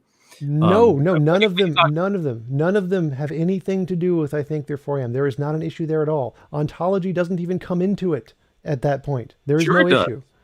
No, sure it does. No, I think your very being. No, whether I'm made of material or idealism or dualism, that ontology, what is the fundamental nature of reality, that ontology does not come into the question. It is not a part of the premise. Sure, it came out of your being. I mean, you're using your being to tell your being that you exist. No. So again, what this constitutes the fundamental ontology of reality, materialism, dualism, idealism, is not in the first premise. It doesn't matter. It is ontology invariant. Now, I exist. Obviously, my existence is a part of ontology, but the fundamental part of reality that you keep asking for isn't at all. It doesn't make a difference. It makes no difference, because it's always going to be true regardless of which ontology. So every philosopher agrees with this. This is not an issue. There is no problems here. There is no philosophical issue with anything I just said. It's simply P or not P, law of non-contradiction. Everyone agrees with this. This is the most obvious thing in philosophy, as agreed upon by everyone in philosophy. No, I don't think your definitions of existence or thinking are that easy. I mean, on the one hand, again, they are. It seems intuitively, simplistically self-evident. On the other hand, there's a large body of philosophy about what it means to exist. So the definitions don't matter. It's an experience. I'm experiencing existing. Yeah, that's where we disagree. I think the definitions do matter, because you can't prove that you're experiencing what you say you're experiencing. You don't need to prove anything. There's no asking for proof in the first premise, so you can't bring that up. That doesn't matter. It's like apples and oranges. I don't care about apples and oranges. It's not in the first premise. The definition of existing is just the experience of the existing. There is no definition. It is an experience. The definition is just a way to describe that. It's not at all. The definition, the words I use to describe that experience make no difference. It's not going to change the experience. Oh, so the language does not have any conceptual reality to what your experiences are. Right. The language cannot stop me from experiencing. That's where you've lost. That's where there's a disconnect, I think. Okay, so how can the language? Your language is a very much an integral part of your existence, and you're just saying that you're making up this language to describe that you exist. Yes. So tell me how my language can start or stop me from existing.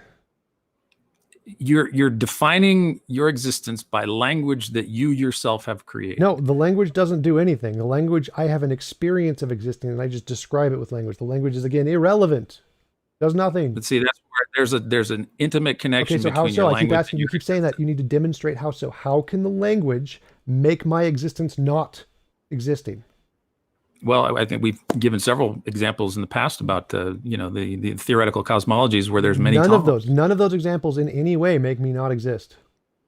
Well, it calls into question what existence means. Doesn't in any way call into question what existence means, because existence is just the quality. Have you read Max Tegmark's Mathematical Universe? Nope. None of those in any way change my definition of existence. In the opening of the book, in one chapter he describes himself and an experience he's had on a bicycle, almost getting killed versus not getting killed. None of those in any way change my experience of existing. They could all be true. They could all be false. Does not in any way change my existence. No, that's where it's contrary. You can't say they could all be true. They could all be false. That's where the definition of existence is very important. You can't say, well, they might all be true or they might all be false, and then tell me that you can't have a false positive about it. No. Their truth or falsity does not make the statement true or false. So the statement, I think therefore I am, is going to be true regardless whether any of those theories are true or false. Those don't make a difference. Just unpack the word existence. What's that mean to you? Qualia. What is qualia Qualia, period. to you? What is Qualia. that? It is the thing I'm experiencing. It is literally qualia. That is the only Right. thing it is So you're created a word to describe to an describe your experience. experience that comes from your experience. It's very circular, Tom. No, that's not how circular works. That's a tautology. You're saying the same thing twice. Experience cannot be circular by definition. It's just the thing you experience. So, no, that is not circular. Okay, tautologically, circular, whatever you want to say. You've come Oh up my with a God. word. Listen, Tom. You've Words come up with a don't word affect the in argument. your existence. You can't demonstrate to me that your qualia is actually real. Yeah, this is going nowhere. Like, what you're saying is just gibberish. Like, I've already destroyed your argument completely so many times. Like, the fact that you don't understand this is literally just the basic facts of reality. I do understand it. I think your definitions of existence are what the problem is. You I'm just say using the existence. philosophical definition, qualia. Qualia is existence, Yep. and you can't demonstrate this to be true. You assume it to be true, but you can't You demonstrate. don't need to demonstrate it for it to be true. You don't need to demonstrate things for them to be true. They can be true without them being demonstrated. Right. So here's an exemption that you have for yourself. You don't have to demonstrate that this is true. No. You can assume it's true. But I can't. I have to somehow. I'm burdened with having to demonstrate. Wrong again. Again, there was no point in the first premise. Does it say demonstrate anything? No point in the first premise does it say you need to demonstrate anything. Right. So, but then you claim that my starting point produces false positives and therefore is unreliable. Right. But you can't do that just from your own starting point. You cannot do that. Mine cannot produce false positives, so it does. Well, you can't say your axiom there of your starting point does not have sufficient grounds to tell me that mine is wrong. Right. It doesn't attempt to. It doesn't even try to. You have been attempting to do that. You have been telling me that my ontology produces false positives. You've been telling me that simply from your I think, therefore I am. Oh my God. You said that doesn't produce false positives. So but then you tell me that mine is insufficient. No, I have a model. You have a model. My model does not produce false positives. Your model does produce false positives. Nowhere in my model does it say that. You can't tell me that just from I exist, therefore it doesn't. It doesn't say that anywhere in my model. My model doesn't say your model produces false positives. That's not in my model. You're saying it, Tom. You're saying it. Yes, and I'm saying your model hasn't established anything. Apples exist. Apples exist is also not in my model. My model does not say anything about your model or anyone else's model. It's not part of my model. You're telling me what my model is. You're telling me my model is wrong. No, my model says I think, therefore I am, period. It doesn't say anything about your model. Right, and then you tell me that mine has a false positive. And you, no. So then we compare the two models. We say, here's my model, here's your model, and then we compare properties to them. None of that is actually in my model. There's not like, in my model requires all of this different stuff in there. Like, no, that's not how models work. Like, it's so bad. Like, this is so obvious. Ridiculous. Like, I don't know how much more simple I can make this. It's so unbelievably simple. Okay. Yeah, I'm ready to just call it a day, because that was essentially, there is no greater proof of the falseness of your ideology than that. There's no greater way to show how more wrong it could be. Okay. Anyway, if you have any closing remarks, that's fine. No, I'm fine. Thanks for the chat. Yep. Thanks for the chat. It was interesting. All right. Talk to you later.